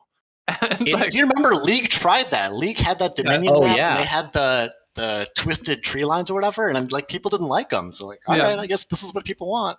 And that was the weirdest thing to me. Forever. Because like the classic, because what you're doing in the map pool basically is you're fighting between the pros who want the exact same map. They want a map pool of one map, and they want it to be the same forever so they can get perfect the map. And you're fighting usually the fans who are like, no, we want 25 maps that are all crazy and have some, because they're fun to watch. And usually the designers have to walk that weird balance between making the pros happy, but keeping the audience interested as well. And I was amazed when they tried that new map, and the audience was like, no, fuck off. We like our one map. It was the opposite of what's supposed to happen. It blew my mind.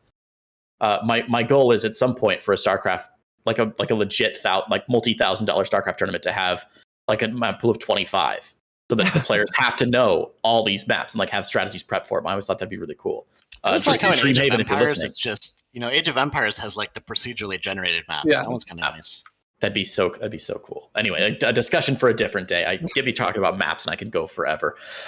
We've been here for about an hour, guys. We got some Patreon questions to run through, and then of course I'm going to let you go, and we'll do This Week in StarCraft after that.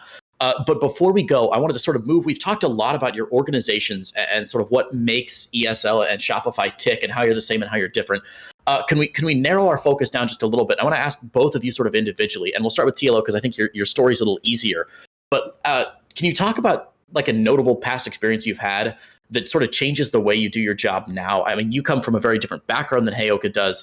Is there something that you do as a player that really colors, or you did as a player that really colors sort of your perspective on your place in the organization? So do you mean like during my time as a pro player, something that happened that like kind of like opened my mind to like the way you're doing esports now, or like could you just specify a little bit more? So I know, like, if I had been a pro player previously and now I was running teams, I would want to be like in the dirt, in the weeds every day, being like, oh, you got to work on your micro. Here's some maps you can do. And I'm sure that's like way out of, you might do some of that with your StarCraft pros, but I imagine most of your work is sort of above that. Yeah. Is there something you've done as a player that sort of changes the way you work now?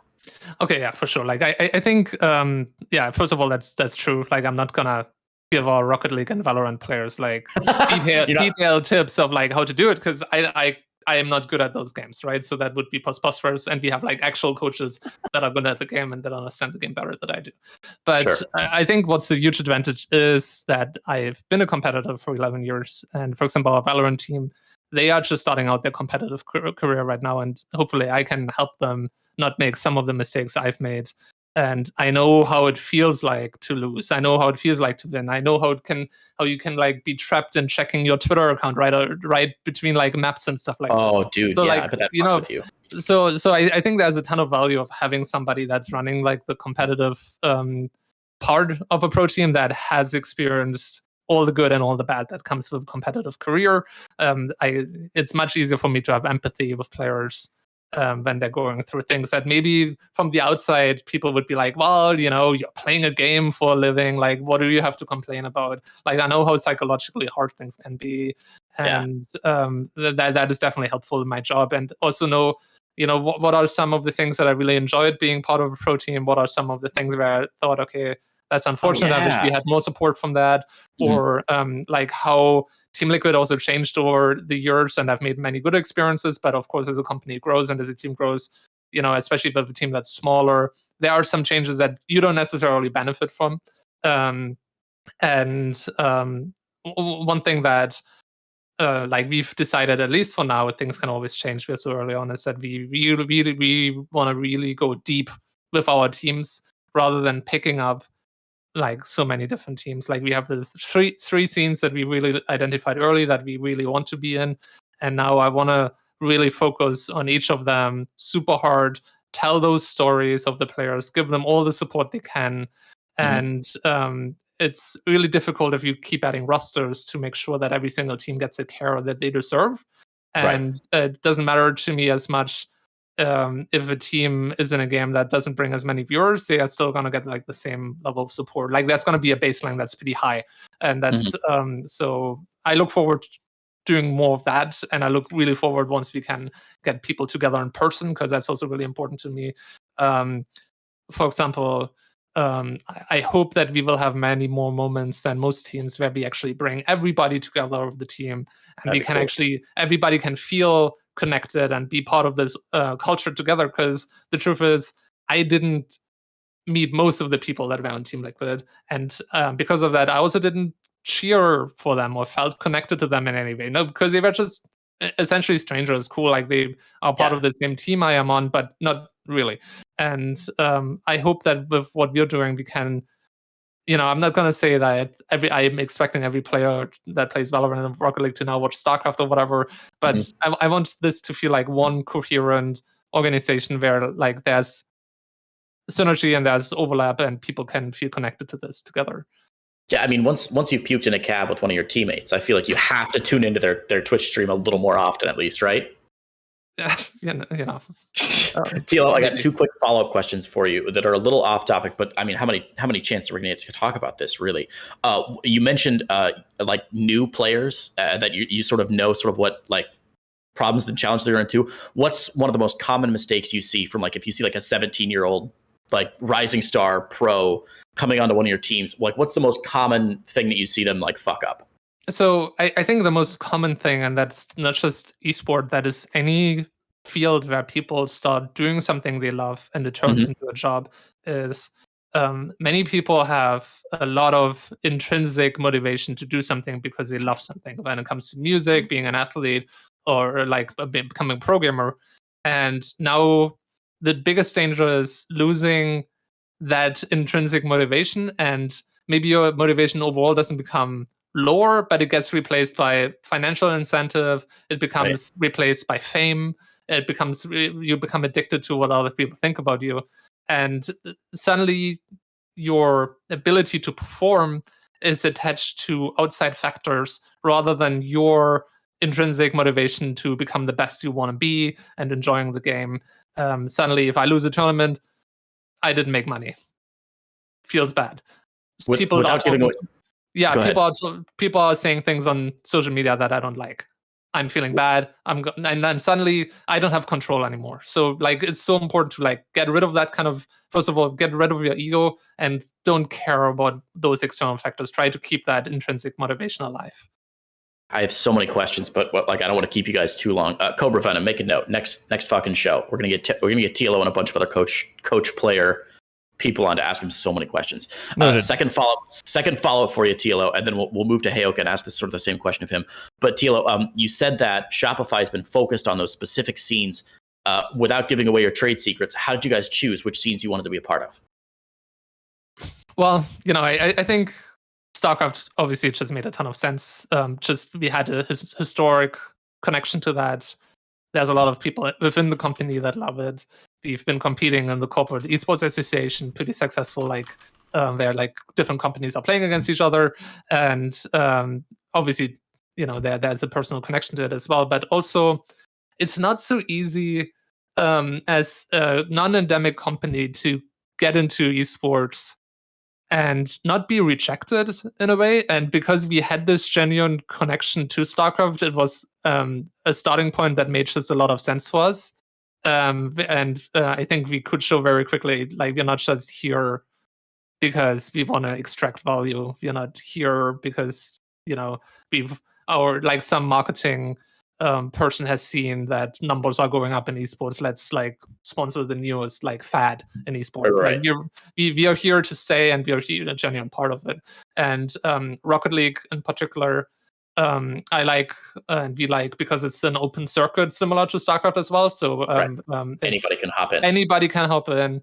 It's popular around the world with many different. It's like a very diverse scene, and the nice thing about Shopify is we actually benefit from a global audience and global users, because we are as a company extremely global, and so we don't have to worry about we don't care about 80% of those viewers. We care about everybody, and Valorant is it's like maybe a little bit more traditional in the sense, but it's a relatively fresh game, and we also have a very, very different team. We have an all women's roster, and I think there's a lot of change that can happen in esports there still, and I'm just excited that we can give them the same kind of support we would give a co-ed roster as well, and we want to do things a little bit differently, and not just like pick up a Valorant team and then maybe pick up a second Valorant team. This is our Valorant team, and we're giving them our full support. And I think there's a lot of interesting things that can happen there in the future. Where we hopefully, like, my dream of that is that we have more like co-ed tournaments where people are competing on the same level, because I don't see why not.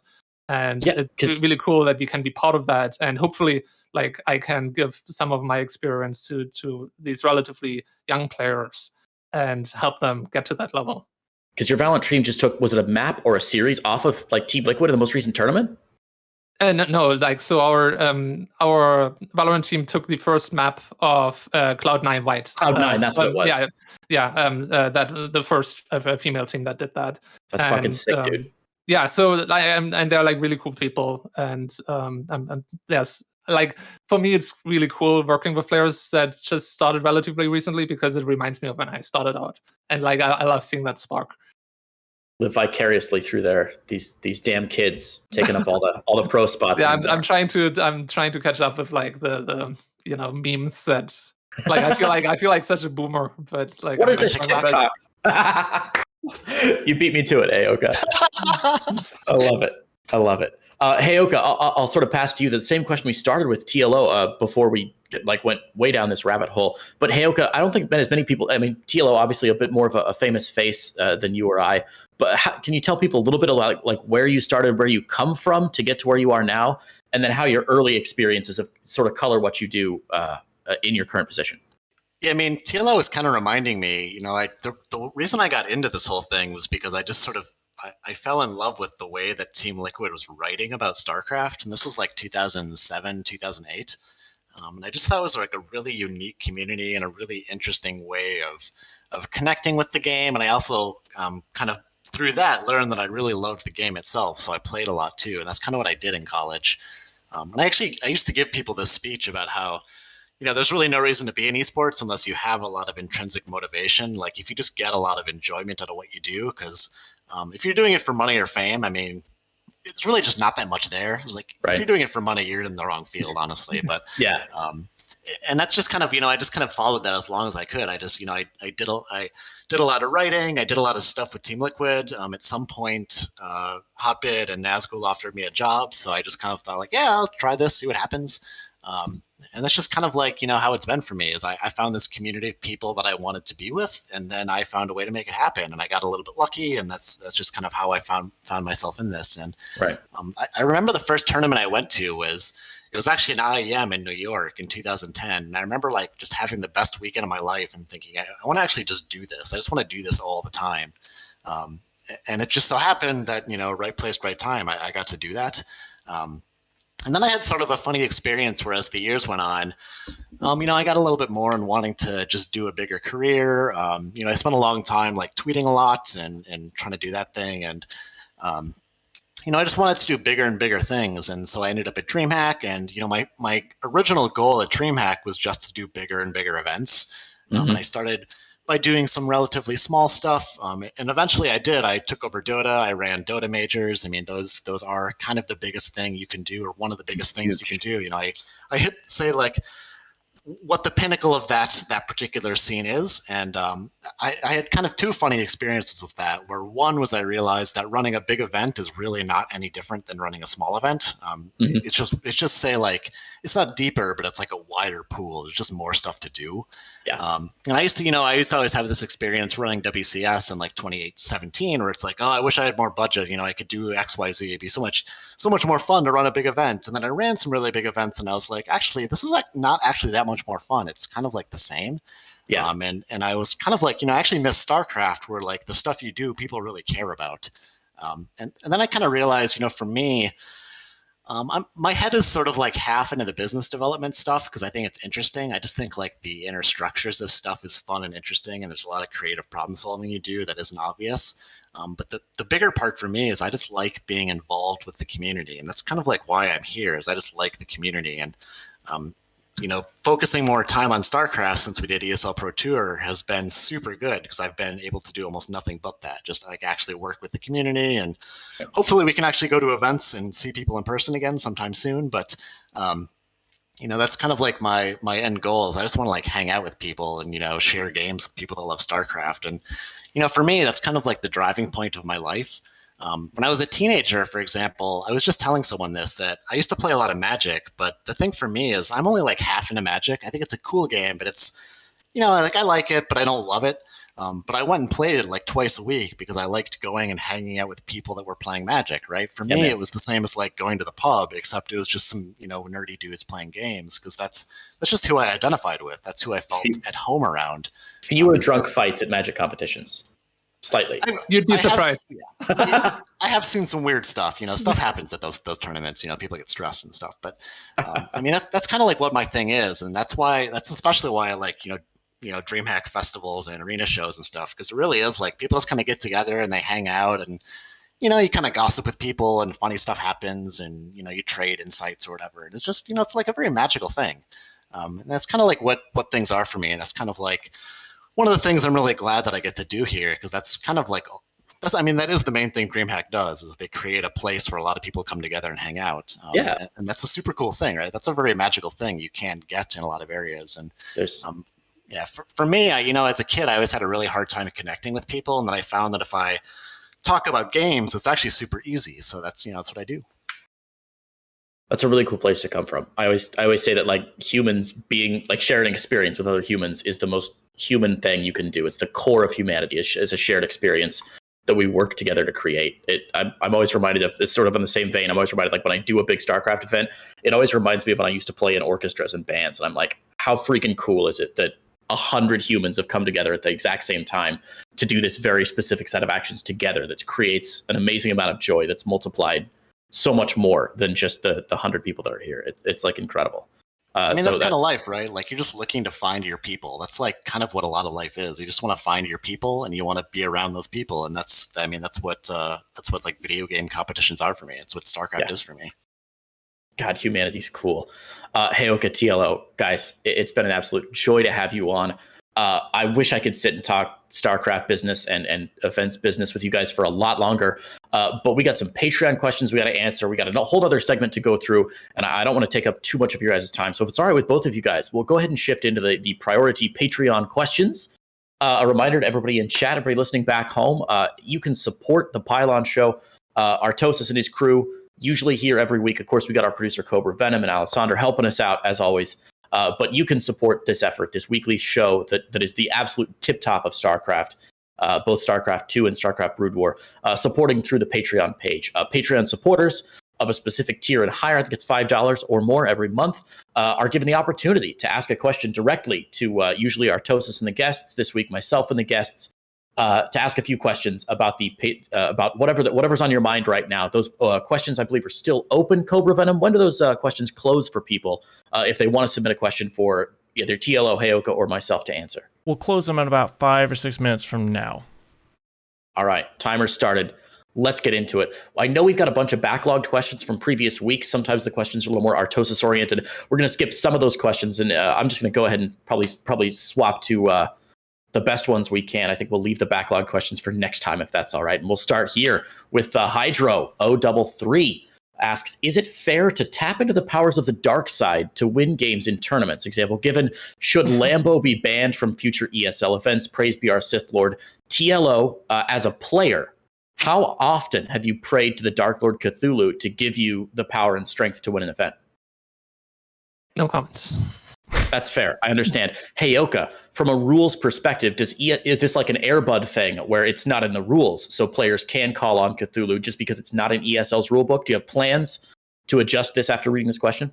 You know what I noticed is the game that Lambo didn't have the glowing chair was the one he lost. So I'm kind of thinking we just need to leave the door open. Wow, that's big news for players around the world. Build your shrines now. I recommend Etsy for all your chicken bone and goat blood needs. Thank you, Hydro, for the very serious question about StarCraft 2. Nach TKAP, what is the strangest product to have a GSL ASL commercial? I remember an ad for chocolate flavored water. I think you're thinking of a song from the late 90s, maybe. TLO, do you remember any like weird commercials from the GSL or ASL? I mean, the truth is, like, as somebody who spent a lot of time in Korea, I feel like those ads just don't seem that strange to me. They don't. They definitely don't. Like, you just got kind of used to it. So Yeah. I haven't paid like super hard attention to them because it just didn't seem that novel to me. But I guess what's interesting is there's a lot more food-focused ads, I feel like, in Korea than anywhere else in the world. And like the storytelling of the ads, it's definitely a lot more bizarre than what we do, but I can't think of like a specific example. Do you think it's because they have so many convenience stores? I feel like I snacked more in Korea than I've ever snacked before, just because on every corner there's like a 7-Eleven that you can go into and just like get a bag of chips. And just want to add here, the 7-Eleven in Korea is not like the 7-Eleven we know. Like, they're actually amazing. Like, there's actually good food there. But yeah, like it's definitely a culture that loves food, and it's extreme. Like, it's at your fingertips everywhere at like an affordable price. So for sure.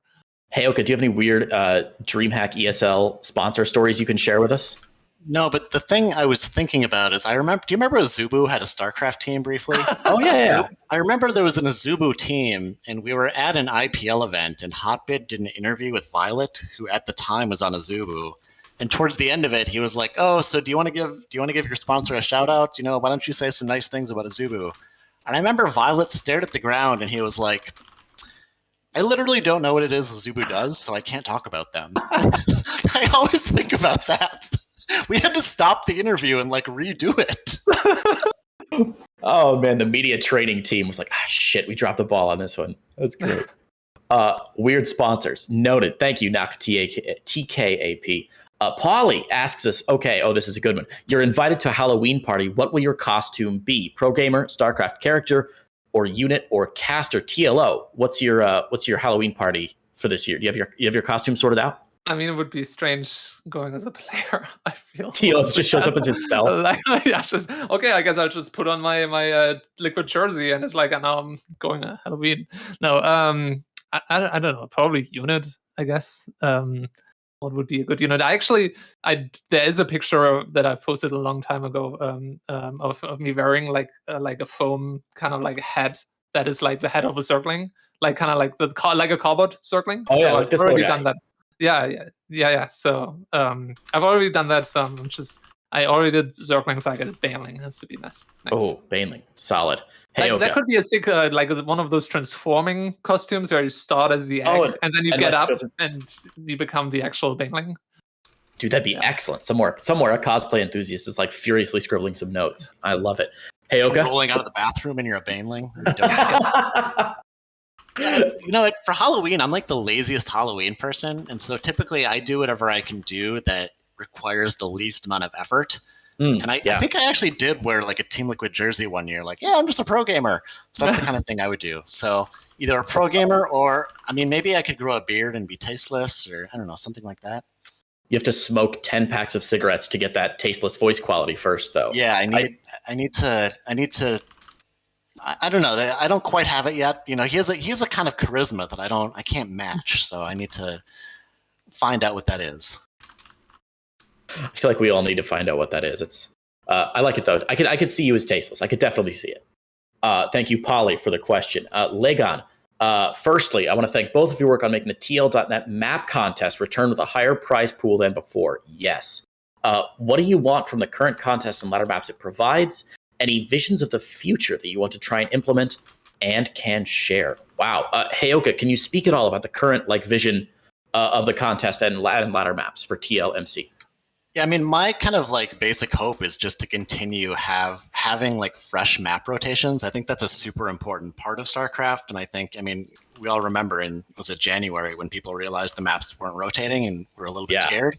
And I was also a little bit scared because I had some conversations then where people were like, "Yeah, we don't know if we might not be able to do this anymore," which was very scary for me. I don't have, say, a specific vision. I'd like to better understand kind of what the options are personally, honestly, but. In general, I would just like to keep having maps and just find ways where we can have a fresh rotation. Because I think without a rotation, I think it would feel a little bit more stale, which I would not prefer. I think this is one of the many ways that we can really, just make the game seem interesting and exciting every time. I think it's super important, and I assume TLO agrees. But I'm just super happy to do it, and I would like to keep doing it. I think. Yeah, the people that make maps know way more about this than me, and I'm more than happy to kind of let them share their thoughts and see what they come up with. So what I'm kind of hearing is that this is the first time you guys are really stepping in with this effort a little bit. And right now, you're kind of just want to see what we start with and what we can do. You're still sort of figuring it out. Yeah, exactly. I guess the one thing is, one of the cooler things is now we can actually time ladder rotations to fit in with our tournaments, which we will hopefully be doing in the future. So that part is actually the part that I'm super excited about, is just having tournaments dictate the ladder map pool more frequently, which is something I've been wanting to do for 10 years. So as a tournament organizer, that's the most terrifying thing to me, is that I'm going to schedule something and it'll be the Wednesday after the whole fucking new ladder comes in. I've had to do that twice now. It ruins a tournament for me. TLO, any thoughts on the TLMC, the map contest? Anything you're expecting from that, or anything you hope to see, TLO? Well, yeah, I think it's just the same. I think from ladder rotation is just necessary infrastructure for StarCraft. So keeping that healthy is just extremely important. I'm also just happy that it's an opportunity in a way for the community and tournament organizers to have influence over the game on a level maybe that didn't exist before, now that Blizzard isn't as actively involved. So that's kind of an exciting first step that I don't know if it's necessarily going to lead to more from here than just what it is. But even that is just knowing maps will stay fresh is so important. And maybe it's something to build from, where we can get crazier eventually about, crazy stuff that we can agree on in a community that we can put on maps that we haven't seen before. But I think for now it's just important to have a solid base of new maps that we can put on, and then we can think about more things in the future. Oh yeah, if you guys want crazy map ideas, I've got plenty of them. I'll send them to you. Legon, thank you for the question. Great responses there. I think all of us really excited about sort of stabilizing the map pools and rotations, and more important, at least for me, clarity over what's happening. I mean, how many freaking weeks was it last year where we were like, are we getting new maps? I don't know. How long do I have to, what's going? It'll be great to finally sort of have clarity on what to expect in the future, especially as a tournament organizer and planner. I'm really excited about that. Red Gunner Guy, as always, dropping 37 questions in the chat. Heyoka, TLO, I'm going to let you pick one of these to answer each. So each of you pick one, and we'll go through. But here are the 5 questions that you can select from. What can we, the community, do now to help StarCraft 2 be on the contract in 2023? I think Heyoka talking about the ESL agreement with Blizzard right now. Is there a better way to engage people via Twitch chat? Cannot interact in real life because of lockdown. We kind of covered that. As far as you can answer what happens after the contract is up, that might be fraught legal ground. What can we do to help Shopify and ESL apart from watching? Classic question. And great philosophical one to end with. Why do you like StarCraft 2? Heyoka, why don't we start with you? Which one of those sounds good for you to drop some knowledge on us with? I can super quick just say that the big thing that helps me to ensure we can keep doing stuff after 2023 is just to engage with stuff. Twitch chat is super helpful. I actually screenshot stuff when it's super positive sometimes, especially if it calls out our sponsors. And also just engaging stuff on Twitter. That's kind of like what I'm looking for so that we can keep going in the future. That's one of my primary goals. But then the other one I want to answer also quickly is the reason why I love StarCraft 2 very specifically is because I feel like the gameplay lets you make a lot of individual style choices. And for me, that's kind of why I'm interested in watching games. I want to watch games where people have equally viable opportunities, and then they're picking one that, say, goes with their style. In StarCraft 1, it was a little bit more obvious just because of the way the game is designed. People have very distinct styles, and I think that's super, super cool. And a lot of games have that, but none of them have it quite in the way that StarCraft has. StarCraft has very, very definite ways of gameplay that people sort of express sometimes their personality, sometimes just, kind of what they're comfortable with. And I think that's super, super interesting. And it just really it's just such an interesting aspect of the game that really gives it definition and color for me. It's like those barcode tournaments that I'm hoping to run one of those soon, where it's just, for some players, from the first 10 seconds of the game, you're like, oh yeah, obviously, this is clearly Bly. Like, we all know this is happening. It's so cool. Completely agree. TLO. I guess I'm gonna pick the same ones. And about support, I just want to add to what Heyoka said. A comment or a voice, really is so much more valuable than a view or like. People really, I think, maybe sometimes underestimate that because maybe they think companies generally just look at the pure numbers. But aside from the Chinese tournament organizers who do only look at numbers, right? Interesting numbers those are sometimes. So just like generally engaging, it also means so much to people that are making content and streaming. Aside from just being able to turn that hopefully into some financial gain, it means a lot when you tell people that, hey, I actually like what you're doing.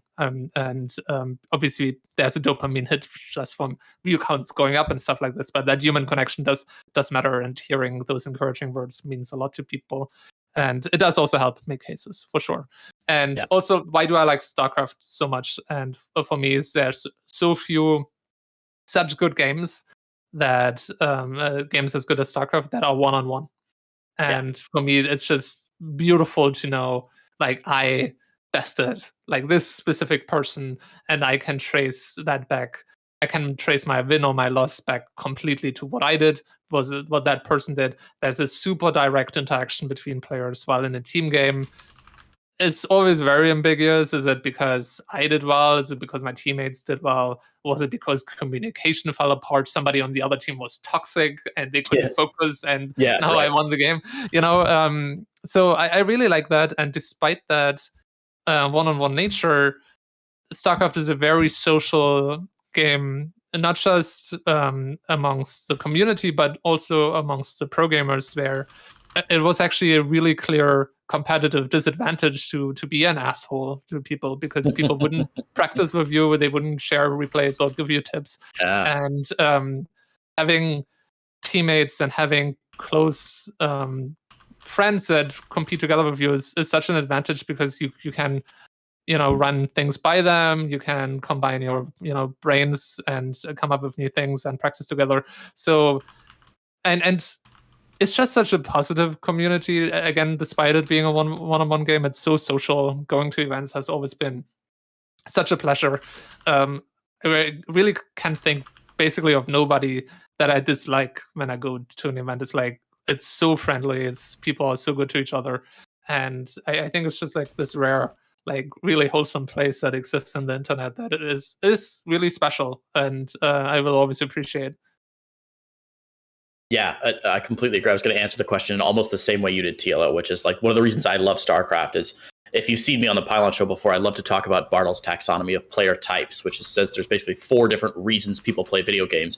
And StarCraft hits all of those. I think we as professionals spend a lot of our time in the competitive scenes. We're like, oh, everybody that plays StarCraft just wants to be better than everybody else. Like they just want to get to the top of the ladder. But there are so many reasons that people play StarCraft, and the game offers something. If you care about the community, you can play co-op, or you can be part of the Discords or part of the pro scene or whatever. If you care about exploring, you can be writing new builds or making new maps. And like there's something for all the different types of players in StarCraft. Even if you're focused on one thing, there's something for everybody that's interested in it. It's such a well-designed experience overall.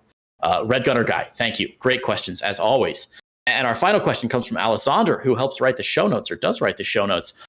Now, Alessandro has slipped in one extra question here, which I'm curious, TLO, as a player expert, I'm curious, what do you think MaxPax looks like?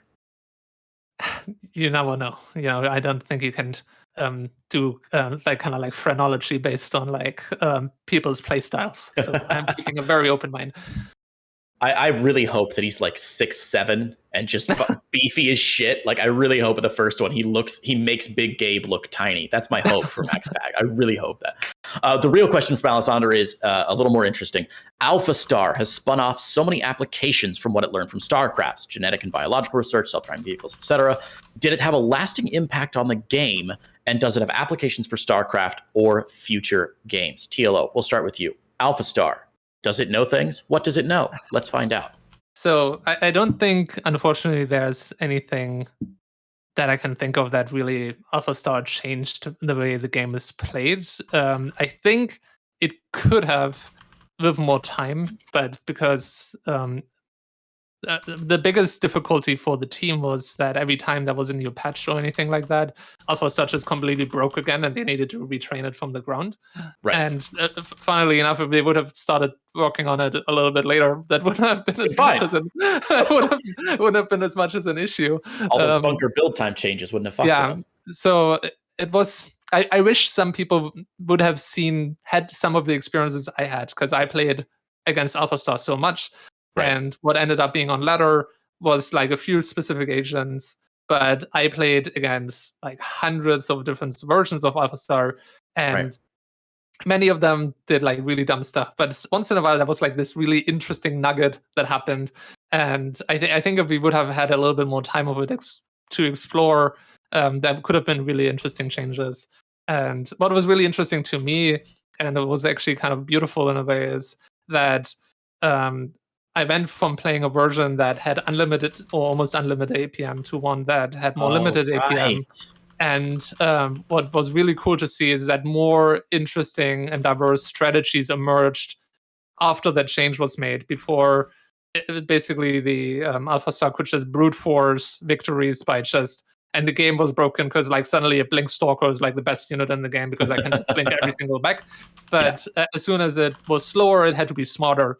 And that was actually kind of cool. And I think there's an interesting learning there from AI as well, that maybe sometimes you should artificially limit the capabilities of your AI, so then it needs to get a victory by thinking. And that could be, also be interesting for any applications outside of games, where if I have a car that has superhuman ability to just brake in the last moment, in a simulation, like in real life, of course, you want to do that to prevent an accident. But maybe when I'm teaching it, it should be able to only react as quickly as a human or slower. So then it needs to think about the traffic more to avoid accidents and make good choices before it happens. And if you have this brute force method, maybe it actually is a trap. And I could think of many different ways how AI, maybe by being too fast, could actually kind of be limited in the way it's learning. So that was like one of the most interesting things for me to take away from AlphaStar. That's really, I'd not really considered how limiting the APM would really make it a much more interesting and engaging system. That's really something to chew on. Heyoka, I'll sort of broaden the question maybe a little bit for you.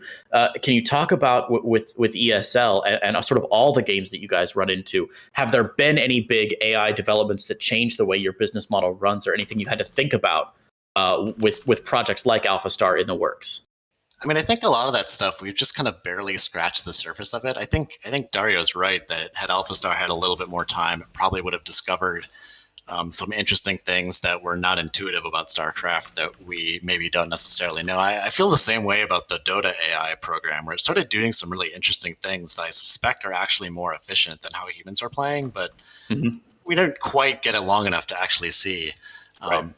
My sort of general sense, too, with a lot of this kind of AI stuff, just in terms of making decisions with, say, incomplete info, which is sort of like, in a very wide umbrella what AlphaStar is doing, I think there's a lot of efficiencies that we can uncover, a lot of efficiencies that we need to be doing better, like at an organizational level, and ways that we focus on certain things in tournaments. One thing I find both in budget and in, say like the outcomes, is that the stuff you end up wanting to focus on is not necessarily the stuff that actually has the biggest impact in terms of, viewership or in terms of, say, budget projection. And I think there's a lot of just unintuitive learnings that you could actually do if you have a little bit more, say, assistance in terms of how to kind of ferret out what those issues are. Because I mean, the way humans focus on stuff is you'll get focused on something that feels like it matters, but really it doesn't matter. And that happens all the time. That happens. I mean, people focus on very weird stuff at an event where, like, you really want to get the catering price down, but the reality is, if you make one mistake in a spreadsheet, that's going to cost you 10,000 euros. And so really the spreadsheet is actually the more important thing, but you don't notice it day to day, so people don't think about it, and that sort of thing. There's a lot of efficiencies in general you can kind of like figure out better. Yeah, I think the next step for the world is more like the human AI hybrid, where, like, rather than AI taking over entirely, it's like you have an AI look at a system, run its numbers, and then a human evaluates it and be like, okay, well, these things don't matter, and this is bullshit. This is clearly like some weird, odd mistake the AI made, but I've never seen this before. Now I want to look at it and go more in detail. And I think that's already happening a lot. Of course, when it comes to like AI in medical fields, you're not gonna just have a doctor do a surgery purely based on like an AI something an AI found. The doctor's going to look at the X-ray and be like, okay, well, this is actually just like a smudge on the thing. It's not a tumor, right? Man, and I rarely get the chance to plug this, but if you're interested back home at reading science fiction short stories about AI human hybrids playing StarCraft, go to CreightonOlson.com, where I've written a 5-part series on that. That's a unique plug. Thanks, TLO. I never get to talk about that. That's great. Well, I had no idea. I had no idea what a layup here. Perfect. Alley-ooped it in. Man, amazing. That brings us to the end of our Patreon questions. Thanks to all of you who not only support the Pylon Show on Patreon, but support the content by asking us some really cool questions that give us maybe unique insights that we weren't able to cover during the show. Let me walk you through really quickly what's going to happen now. We're going to say goodbye to both of our guests, Heyoka and TLO, who've been incredible. We're going to throw things to Cobra Venom, who's going to talk to you a little bit about what to expect from the Pylon Show going forward. And then, Cobra, if you don't mind, we're going to go on a short break. I need to hit the restroom. And when we come back from a very, very short 2-3 minute break, we'll do the This Week in StarCraft segment, where I'll walk through sort of everything going on from the big stuff, the ESL Pro Tour and all of that, down to these little tiny regional tournaments that we need to give as much love to as we possibly can, supporting all the regions of StarCraft. So before I let them officially go, TLO, the head of player development with the Shopify Rebellion, TLO, give the people a quick what you're up to these days. Where can they find you? Well, you can find me on Twitter at TLOGG, but more importantly to me, follow at Shopify Rebels.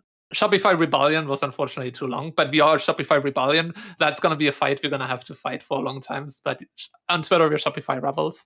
Okay. And tomorrow, our Valorant team is competing in the VCT Game Changers. So we'll give updates about that, and really excited to watch. Definitely. And you can see that, look at that. Cobra's already following the Shopify Rebellion on Twitter there. Good for you, Cobra. At TLO, it's been an absolute joy to speak to you. Such cool insight as with your unique background. I love having you on. We talked about some really cool shit today. Guys, go follow TLO and at Shopify Rebels on Twitter. Heyoka, is this your first time on the Pylon Show, Heyoka? Yeah, it is. Well, man, it's been an absolute joy to have you here.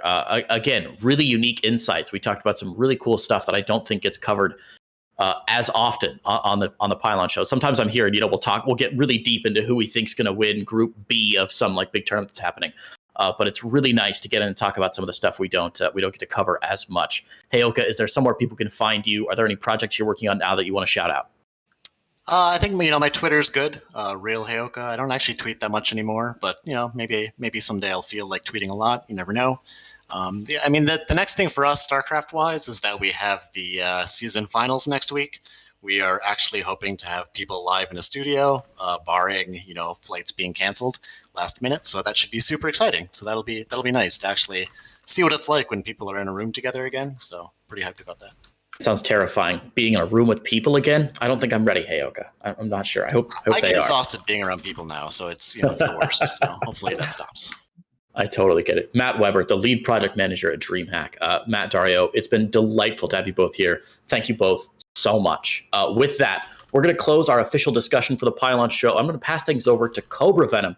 Cobra is the producer of the Pylon Show. You guys know him. You guys love him. He's been here for 37 years now, helping keep this operation running. Cobra, would you like to take a few minutes and chat about what people can expect from the Pylon Show going forward? I know you got a couple updates and announcements for us. I'm going to pop to the restroom very quickly, and we'll let our other guests off the hook. Cobra, if you would take a moment and fill the people in on what's going on, please. Thank you, Creighton. There's been some questions as what's going on. We need to give a peek behind the scenes as to the future and what the past has looked like a little bit. No, the show is not dead. Yes, the last 2 months have been a bit bumpy with shows on and off. There's a bunch of factors for this. One of which was we wanted to have different hosts hosting different types of content. Artosis has been a little bit busy with family stuff and needed to spend a little bit more time with that. And he also runs 3 different jobs and has 4 or 5 kids at this point. He's quite busy, but he is not leaving. He's still going to be the primary host. He's just taking a little bit of a hiatus here. This is not saying goodbye to Artosis in any means. We are just having some different hosts come in for the next month or so, maybe a little bit longer. He will be on and off throughout some of these weeks. On the topic of other hosts, we thought since some of these people are doing the work of hosting the show, and that's a big responsibility for them, it would also make sense to share some of the benefits of this as well. So this is why we've actually been having them host the show on their channels. Like this, you might watch this on YouTube later or listen to it in a podcast, but it's actually being hosted on Creighton Olsen's channel. If Roddy hosts a show, it goes on his channel. This feels a little bit more fair for them as they're putting in a lot of work for this. Historically, most of our viewers and listeners do come from watching the show after the fact, not while it's live. We do have an updated intro in the works, and I am in the middle of collecting footage from past guests, and we have some new assets on the way for that. On the topic of upcoming shows, we have next week on the 30th, a 333 relay race. What does 333 mean? We had this idea where we're going to have 3 casters going absolutely ham casting it, and 2 other teams of 3 players each.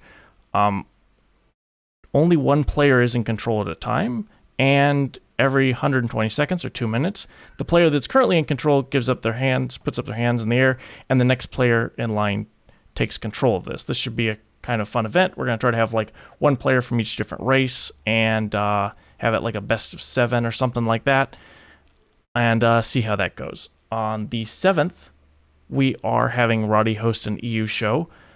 Don't have everything detailed for that one yet because a lot of these details take a while to lock down. It's not confirmed yet. We do have maybe Katz interviewing David Kim on the 14th of July. All of these are subject to change. One thing that's kind of a difficult line to walk is updating people on what's going on and not also disappointing them if a planned show has to be rescheduled or canceled or stuff like that. This is one of the factors why it's moving to whoever's hosting the show has it on their own Twitch channel. This frees up and makes it so that if somebody has a sponsored stream here or something there, it can be just moved to a different location and we can still host the show. There's a lot of moving parts behind the scenes, but we try to update this and keep people in the loop as much as possible. It doesn't always work out perfectly. That's something we need to work on. I'm aware of that. It's something I'm going to try very hard with in the future. Another thing of note is we pay our guests and hosts for their time and work. This is something that Jeff really wanted to do once we reach the $2,000 a month point in Patreon. With the situation we're in now, we're trying to find out how is financially feasible to continue paying our guests and ensure that like we can continue the show, because we don't want to have the show stop for any reason really. Our Patreon right now is what's powering the entire show. It's a little bit under 2,000 at the moment. It'll probably come up by the end of the month and we'll be able to pay everybody. That's the plan. Once that's spread out though, over paying for the hosts, paying for hosting fees, paying for podcast uploads, paying people for their time to come on the show, it doesn't pay out a lot, as in it doesn't realistically cover everyone's hourly rate. After the dust settles, honestly, most of the work that's in StarCraft tends to be passion work. However, there's a few things we can do to help with this, and one of which is like landing separate sponsors for the show and providing more and better benefits and communicating with the people a little bit better with this. So this is one of the reasons why the Pylon Show has its own YouTube. To go subscribe to that. It's no longer on our Toastus channel, hasn't been for a couple months. Get alerts for that. We try to do a decent job of updating the Patreon as well. Even if you don't support the Patreon, you can still follow the Patreon show follow the Pylon Show on Patreon to get updates and alerts. All those things, as soon as they're live, go free there as well. Having the Pylon Show on its own YouTube channel enables a couple of different things to happen. If somebody has a sponsorship with a different company and we are sponsored by somebody else, they won't necessarily clash if they have their own channel. This helps separate a little bit of that, helps make it a little bit more viable to land some sponsors. If you're watching this and you want to support the Pylon Show and become a sponsor, you can email thepylonshow@gmail.com. You had something crazy? Cobra, I'll put you in touch with my people at Ferrero Rocher, at Lamborghini, and at Cristal Champagne, and I'll see if they can get us, if nothing else, at least some nice product for the show to hawk. We'll see if the guys at Lamborghini can do that for us. We'll check that out. As far as long-term plans go, I think that's about it. There's been some personal things in the past month that I don't really feel like publicly talking about. It's nothing I need to hide or anything. It's just I don't need pity or anything like that. But that did take a good couple of 2 weeks chunk of my time and had to travel a little bit for some family stuff. But that's over, and we're trying to get this on a more consistent schedule. If people have any questions, do reach out, message me or the official Pylon Show account on whatever social media platforms you follow it on, and we'll try to respond as best we can in the next week or so. Do you have any questions, Creighton, on any of that? You said you had some family stuff. Did you mean you're in the family way? Because that's exciting news that you should definitely share with everybody, Cobra. No. Okay. So guys, Cobra's That'd not be nice, pregnant. But I got really excited that we might have a little Cobra baby. But apparently Cobra himself is not actually pregnant. That was really my only question. I'm excited to see what happens to the Pylon Show in the future, Cobra. I know you work real fucking hard on this, as does the whole production team.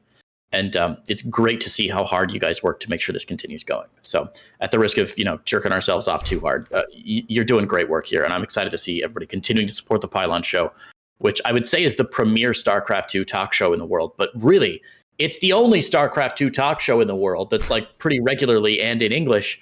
If the Pylon Show weren't here, we'd have just nothing. So yeah, massive love for the people who support us, and I hope it's crazy. Hope they bear with us if we have a sponsor plug here and there in the middle of, or at the beginning or something on future shows. Understand that goes to making it more stable. Rocher, if you're listening, Ferrero Rocher, please. So I will happily just send me a tower and I'll put them back on my bookshelf, and I'll just during the show eat 25 of them because I'll 100% do that. But Cobra, unless you've got anything else, let's hop on over to This Week in StarCraft and we can close this thing out. Let's throw to a 10-15 second intermission, and then we'll come right back with This Week in StarCraft. Ready to roll, man. Let's go. All right, everybody, what's up? Welcome back. Hey, it's time for the final segment here of the Pylon Show. We have just had an unbelievably cool fucking discussion with Matt Weber over at ESL and TLO, Dario Vunch, over with the Shopify Rebellion team. Though I tell you guys, I come on the Pylon show and I'm always honored when I host, not because I'm like, I'm the best host in the world, but because I get to talk to smart and interesting people, which always just makes me so happy. What a cool Pylon show it's been. I can't wait to come back and join the crew again. Let's close out with This Week in StarCraft. We've been going now for about 2 hours. I'll try and keep this as short as I can, but I think it's important that we show some love to all of these StarCraft events going on. As you can see, 30-odd StarCraft events happening here with our upcoming events this week and what to expect in both StarCraft and StarCraft Brood War. So let's hop on in, guys. As always, we start with 4 major upcoming events we want to highlight. The ESL Open Cups. Season started April 4th, and we're rolling from there. We got the Storm StarCraft League Brood War Invitational. Really cool event that we'll talk about. The Doyu Cup World Team League, which I will be casting in July. The finals coming up here. And of course, it would not be complete without the Shopify Team Liquid Star League, TSL, happening. It's we'll just say happening because it's happening. Let's go. ESL Open Cups now powered by Shopify. The prize pool's doubled since the last time we talked. First place is now, I believe, $400 a month, or a week rather. And you can see the overall cup points there. Solar, Clem, Zest, Cure, and Big Gabe leading the pack right now. The ESL Open Cup Korea cast by GGE Mini, by Steadfast, by Inu, and by ALGS. Zest taking out Dark in a gripping 3-2. If you missed that finals, go check it out. Very, very nicely done by Zest there. Of course, the EU region, Showtime and Raynor, no huge surprises there other than Zest making it to the quarterfinals. Good for you, Zest, staying up real late there. And Skillus with some good wins as well. Taking out Elaser in the round of 16 there. Very nicely done. Very nicely done. Cast by everyone in Europe. Everybody loves to cast the EU Cups. And the NA Cups, bit of sad news here, is Scarlet, the only NA player to actually make it to the round of 8 for the NA Cups. And oh my God, the only NA player to make it, holy shit, to the round of 16. A couple there in the round of 32, but Scarlet, the sole NA holdout, of course, Cure, defeating Solar 3-0 in the grand finals there. The other big one, the new stuff this week, the Storm StarCraft League Brood War Invitational. Going to feature pros from South Korea and 1 foreigner. And the official cast are going to be Scan, happening June 25th, so a couple days from now. Be sure to check that out. Go check it out on SciStorm.com, and then you can find from there the Trovo accounts from which that will be cast. We got the Doyu Cup World Team League, which I'm going to be casting, baby. We got 5 teams in the grand finals. The group stages are over. TLO's own Shopify Rebellion with the Shopify Rebellion team getting in 5th place. And then the 4 Korean teams doing really well there. Well, 4 of the Korean teams doing really well with Good Game Gaming and Team GP down near the bottom. But those are the final results. That's going to be happening July 10th and 11th. So please tune in on twitch.tv/Creighton Olsen, where I'll be covering, I think, the first 2 games on the 10th and the last 2 series on the 11th. Going to be very exciting. Of course, TSL 7 underway right now. Matches resuming on Friday.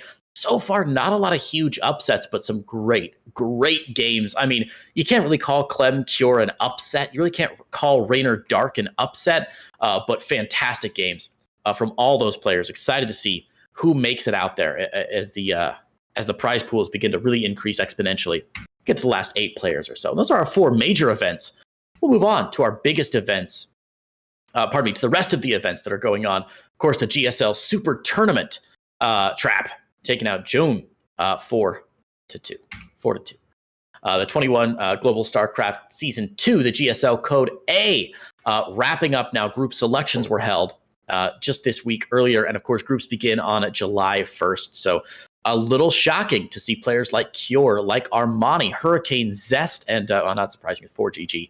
But a couple of those players not going to make it into GSL Code S, which is, it's weird, man. Have a Code S without Zest, without Cure. Very weird. That Code A really cranking down the number of players that we've got overall. Very strange.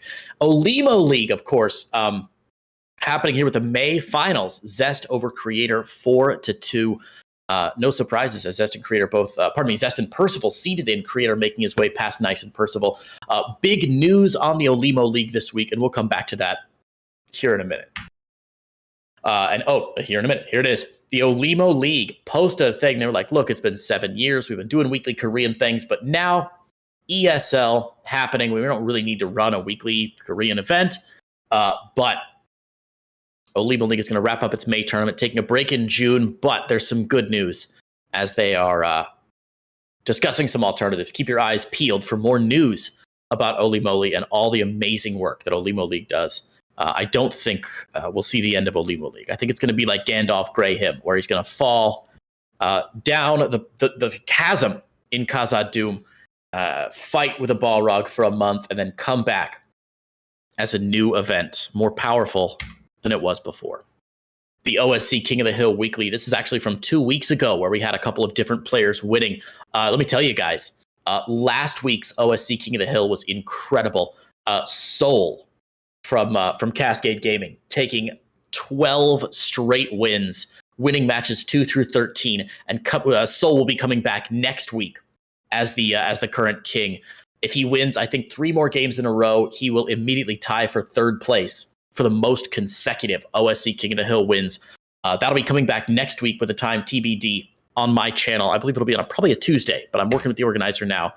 Check my schedule on Twitter to figure out when that's going to be, because Soul is on a roll right now, and I can't wait to see him bowl over his competition. Sentimiento Latino, open, of course, to LatAm residents without Cham Kelliger or special TZL, doing a really nice job taking out Jim Rising. As always, the 4 names you expect to get to the end: Jim Rising, Eric, the Zerglord, and Ryu, with Paco, Mike, or Eggs usually mixed in there. Great stuff there. And the Zerglord, again, taking a big win. No real surprises. Copa, Hyperion, look at that. Jim Rising taking out the Zerglord. Getting revenge on the Zerglord in this tournament. With Tavo making it really deep there, actually. Some good runs. But other than that, the Zerglord, Eric, Paco, Mike, Eggs, everybody you expect, doing well. Battle of the Americas, and it looks like North America taking the win. Maple syrup over salsa, hockey over football, and let's say, I don't know, the sound of a beaver tail slapping the lake over a mariachi band, as North America and Trigger, the Canadian Wunter Kid, taking out Eric 3-0 in the grand finals. Good for him. Good for Trigger. Let's go North America. The CSO Cup, Safrica. CSO is a Safrican-based esports organization picking up a few more teams. Looks like Mixu taking out Braddock 3-2 in the grand finals there. Check that one out on Twitch. Admint by Krydos and Bloodrain. Good to see the CSO Cup continuing with number 21. Amantes de StarCraft. Eric taking out the Zerglord to win Amantes number 12. This is, of course, for Brazilian players. Again, no real surprises. Eric and the Zerglord fighting in the semifinals and those grand finals as well. Great work here from our South American and Brazilian players. The Exxon Open Cup, Neens makes it all the way to the grand finals, taking out Riser and Jim Rising to get there. With Zest defeating Neens at the end of the Exxon Open bi-weekly tournament. That's cast, of course, by Steadfast. I think Winter occasionally covers the Exxon Cup Open as well. Easy to check it out, though, on their channel. So, Zest, congrats for the win over Neens. But look at that. Neens, Maples, and Jim Rising all representing North America. Good work. Good work. The Alpha X, Some Drunk Canadians, Exxon Mobile, Circus Peanuts Brawlers Club happened on June 19th. With, looks like DRG and Rogue taking 1st and 2nd spots. That's cast, of course, by Alpha X, Some Drunk Canadian, and Inu in Korean. Reminder, of course, if you're curious about any of these events, guys, type !notes in the chat. You can join me on the notes document that is open to everybody. It's got a bunch of cool hyperlinks and shit that you can follow along. I'm on slide 24 right now with the ESL ANZ Champs 2021. Guys, a 7 grand tournament for Australian players. This is going to be absolutely wild. Please, please, please go check this out. The production value of the ESL ANZ Champs is great. One of ESL's undersung competitions. Obviously, Probe and Azure, sort of the far and away the favorites. We got some exciting players like Oreo, like Piglet, like Starduck, who are definitely making a run for it. So we'll see. The Magikarp Masters Cup number 29 happening on June 25th. The previous results, of course, Cognite, Gator, Hagamaru, and Mateus. It's like Platinum Heroes putting up big numbers here in this MMR capped tournament, hosted by Captain Canuck, 35, a great caster. Love Canuck. Give that kid some love. Alpha X Apprentice Season 7 currently underway. Started in May, continuing right now with Groups A and B, of course, Aerog Fire, Battlebee, Art, Baby Marine. A lot of these exciting young players hopping in for the Alpha X Apprentice. Check that one out. Check that one out. The NA Apprentice Open, of course, sponsored, I believe, by Alpha X as well, with Sugar. Cast by Stars Fall Dim and my friend Steadfast. Looks like Neeb took the win over Estrella, maintaining that North America crown. Big win from Estrella, though, in the lower bracket, taking out Scarlet in that losers finals. Wow, look at that run from Estrella.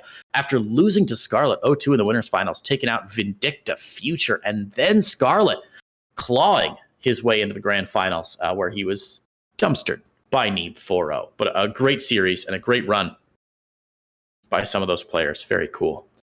And you guys might not know this about me, but the very first tournament I ever was hired to cast in my life was Platinum Heroes #1. And they are finally doing Platinum Heroes. It's the 3rd season. This is for players from Bronze 3 to Platinum 1. And this 3rd season was on 12th of June, where Zerg defeated Centurion 3-1. Cast this time by Captain Canuck. And you can check out the replays, of course, on their Twitch page. The Platinum Heroes. Very cool organization. The Wardy TV Summer Championship. 20 players, 4 groups of 5 in classic Wardy TV fashion. Catch it on Wardy's channel. You know, never know what the times are with Wardy. He's casting so much stuff. He might push the times back if the playoffs run long for next. He'll figure it out. Watch Wardy's Twitter, and he'll let you know what's going on. The VTL Validity Team League has finished up their group stages with the Art of Warfare, Born Gosu, Risen Team Gosu, CSO Esports, Team Legion, Unidos por el Vicio, and Platinum Heroes. Moving their way on. It's a 4v4 all-kill format with MMR tiers. Cast on the team's Twitch channels, cast by Chicken Man for the grand finals. Keep your eyes on the VTL. Unbelievable. And 3rd season. VTL, pro season, with the pro teams, with the slightly higher MMR tiers. Again, Chicken Man covering that on his channel. Executor Torneo Brasileiro de StarCraft 2. I don't know what, I guess 2. I don't know what Portuguese 2 is. Is it still Dos in Portuguese? Anyway, it doesn't matter. My accent's terrible. Kelliger, Shakti, Eric, and the Zerg Lord moving forward in the winners bracket with a few players dropping down to the lower bracket here, including Turkey Dano, the Cannon Rusher, who almost made it with a 3-2 against the Zerg Lord. Catch that one over on Cosmos SC2. More Brazilian StarCraft action. And look at this, the next 2021 StarCraft 2 Masters. We're into the finals now.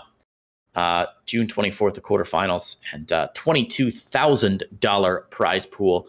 Gonna be sick. We've got our 8 players. We've got our 4 players. Now it's Solar Trap, Maru, and Cure. Keep your eyes on this tournament. I believe cast with Wardy, I think. Honestly, I've forgotten. Those Chinese organizers can be a little bit tough at doing their announcements. Anyway, DreamHack StarCraft 2 Masters, the season finals, as Heyoka was saying earlier, coming up very soon here. We've got our groups going to be really, really interesting groups, as you can see. I mean, I don't even have to read the names of the group numbers here. Look at those players fighting for 50 grand. And a ton of EPT, ESL Pro Tour points. That's going to be disgusting. You can see the times there. July 1st and 2nd for group play. Expect the absolute best of the best action here from every single region in the world. Some drunk Canadians, winner, I'll buy your dinner. Bly takes the win over Hopped, and Bly gets fed a few weeks ago. Following that, it's been Goblin, Marikay, MaxPax, and then Bly again, a hungry guy. Is that Bly? The Pizza Pie bi-weekly. Geralt bumps himself to an 11th win, getting 11 pizzas, still just barely over halfway catching up to Starkiller. He'll get there, don't worry. We need, can we get a more handsome picture of Geralt? He's much more handsome than that picture would suggest, for sure. Hey, this is going on right now, guys. No, sorry, this is going on this weekend. Kilo is doing a charity stream on the 26th, starting at actually in the morning on the 26th. I think that's actually wrong. So it's going to be all this Saturday into Sunday morning if you're in America. And he's got a really, really cool series of events going. Some NA free-for-alls, some caster free-for-alls, some EU free-for-alls, a bunch of show matches. And they're going to be raising money for the Children's Cancer Research Fund, CCRF. So if you get the chance, tune in at Kilo on Twitch. I'll be doing some of the casting for that. I know we got a really cool slate of casters and players. It's going to be a lot of fun. And that's the first of 2 big charity events. In fact, there's a second charity event that's happening right now. After this, we're going to go ahead and raid Fear Dragon, who's running this, the Stop Cancer Before It Starts, Fuck Cancer, Prevent Cancer Foundation charity event, featuring, 5 insane lineups: Rainer Clem, Laser MaxPax, Big Gabe, Lambo, Thermi, Showtime, and Estrella Neeb. Going to be insane. And Fear Dragon is going to double all donations up to 10 grand. So again, we'll pass over to Fear Dragon as soon as the Pylon show is over here, so we can go support this event. And speaking of Fear Dragon, who has had a rush of inspiration, he's also running the Biggest Loser event, a $1,001 US tournament with a weird format. If you win your first round game, you are out of the tournament. You grab $200 and you say goodbye. The loser of that match has to go on and play a shame match in the semifinals. The loser of that match goes on to the grand finals. So you get more money if you win out early. The more games you have to play because you lost, the less money you win. The player is seeded by physical height, because why not? We now know that MaxPax. We know something about how tall he is because he's between a laser and Lambo. Of course, big team news is that Psystorm Gaming has acquired Team Exxon, which means that Team Psystorm is now massive. Special Champ, Nina, MaxPax, Ryan, and about 400 other players. Psystorm, a huge team now. Check out their Wikipedia page, and you can just see how impressive that is. Snipers, StarCraft League under 25, dedicated to pro players who are 25 and under, which is all pro players, except for me and who else is it? It's like Braddock, White Raw, and I think Mana is like 26. Everybody else gonna be in. Starting date is still TBD. We move now from StarCraft 2 to Brood War with those StarCraft legends on the screen. The ASL Season 11 finals. Looks like Larva winning over, I don't recognize who that is. 4-3 in the grand finals. Congratulations to Larva, who took out his opponent there. Death Fate Pro League 2, hosted by a Spanish caster, Death Fate. It's going to be 6 players from DSSL will face 18 invited and 4 seeded players. Going to be really, really cool. Check that out on DSSL's channel if you speak Spanish. The Russian Cyber Games, big money, 10 grand, 15 grand in the pool. With, again, some of these familiar foreign Brood War names in 4 groups. Going to be really, really great. The Brood War Clan League still going on, and we've got our first rankings from those clan leagues with Inte Riktigt Klocka in number 1, followed by Soul Gaming, who is also doing very, very well, 1 point behind them. Catch that one again. You can find all the information in the notes.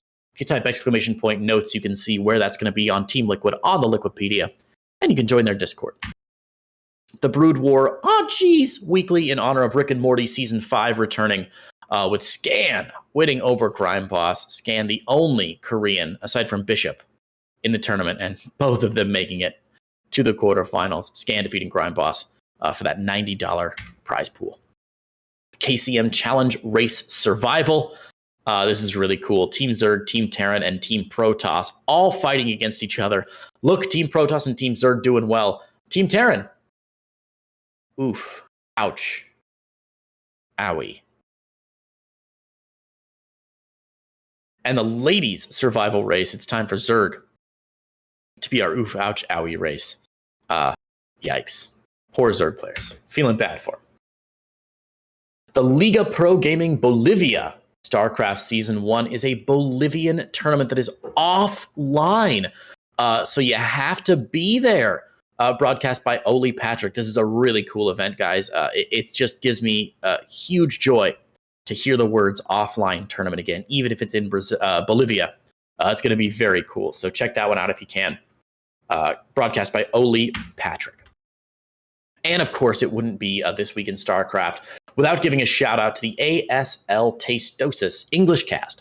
ASL, if you watch it in English, you know this is the best place to do it. And huge support in the Patreon for Tasteless and Artosis to continue doing this event. If you watch the ASL and you want to watch it in English, this is the way to do it. Please give your support to these guys who do so much for the foreign brood war community, keeping them alive. It's gorgeous. You can support them on Patreon. Just search for ASL Tastosis English casting on Patreon. And that wraps it up, guys. We got a fun little trick for you today. I don't know how much you guys watch this show, but here, let me make this the correct size so you guys see it all.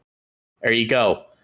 You can now see in our final closing splash screen, we have added 2 changes to the splash screen. So tweet at Creighton Olsen with an image of this with the 2 different the 2 additions to this splash screen compared to last week. And if you can spot the 2 differences, send it to me and I'll give you a public pat on the head on Twitter because Alessander, who runs our show notes, has added 2 really nice additions to celebrate the two of the more recent additions to the StarCraft 2 scene. So please do let us know if you note what's new on our ending splash screen here for our discussion topic. Grapedactyl, the grapes have been there for a long time in support of Fruit Dealer. That is not something new, but it is something really cool. And with that, I'm going to pass control of the Pylon Show back to Cobra Venom. I believe Cobra is going to throw us to a very short break screen. And then as soon as we do that, guys, we'll go ahead and raid Fear Dragon to go support the Prevent Cancer Foundation Fear Dragon charity tournament. Cobra, please take it away and let me know when I can raid Fear Dragon. Thanks all for watching the Pylon Show. An absolute joy to be here.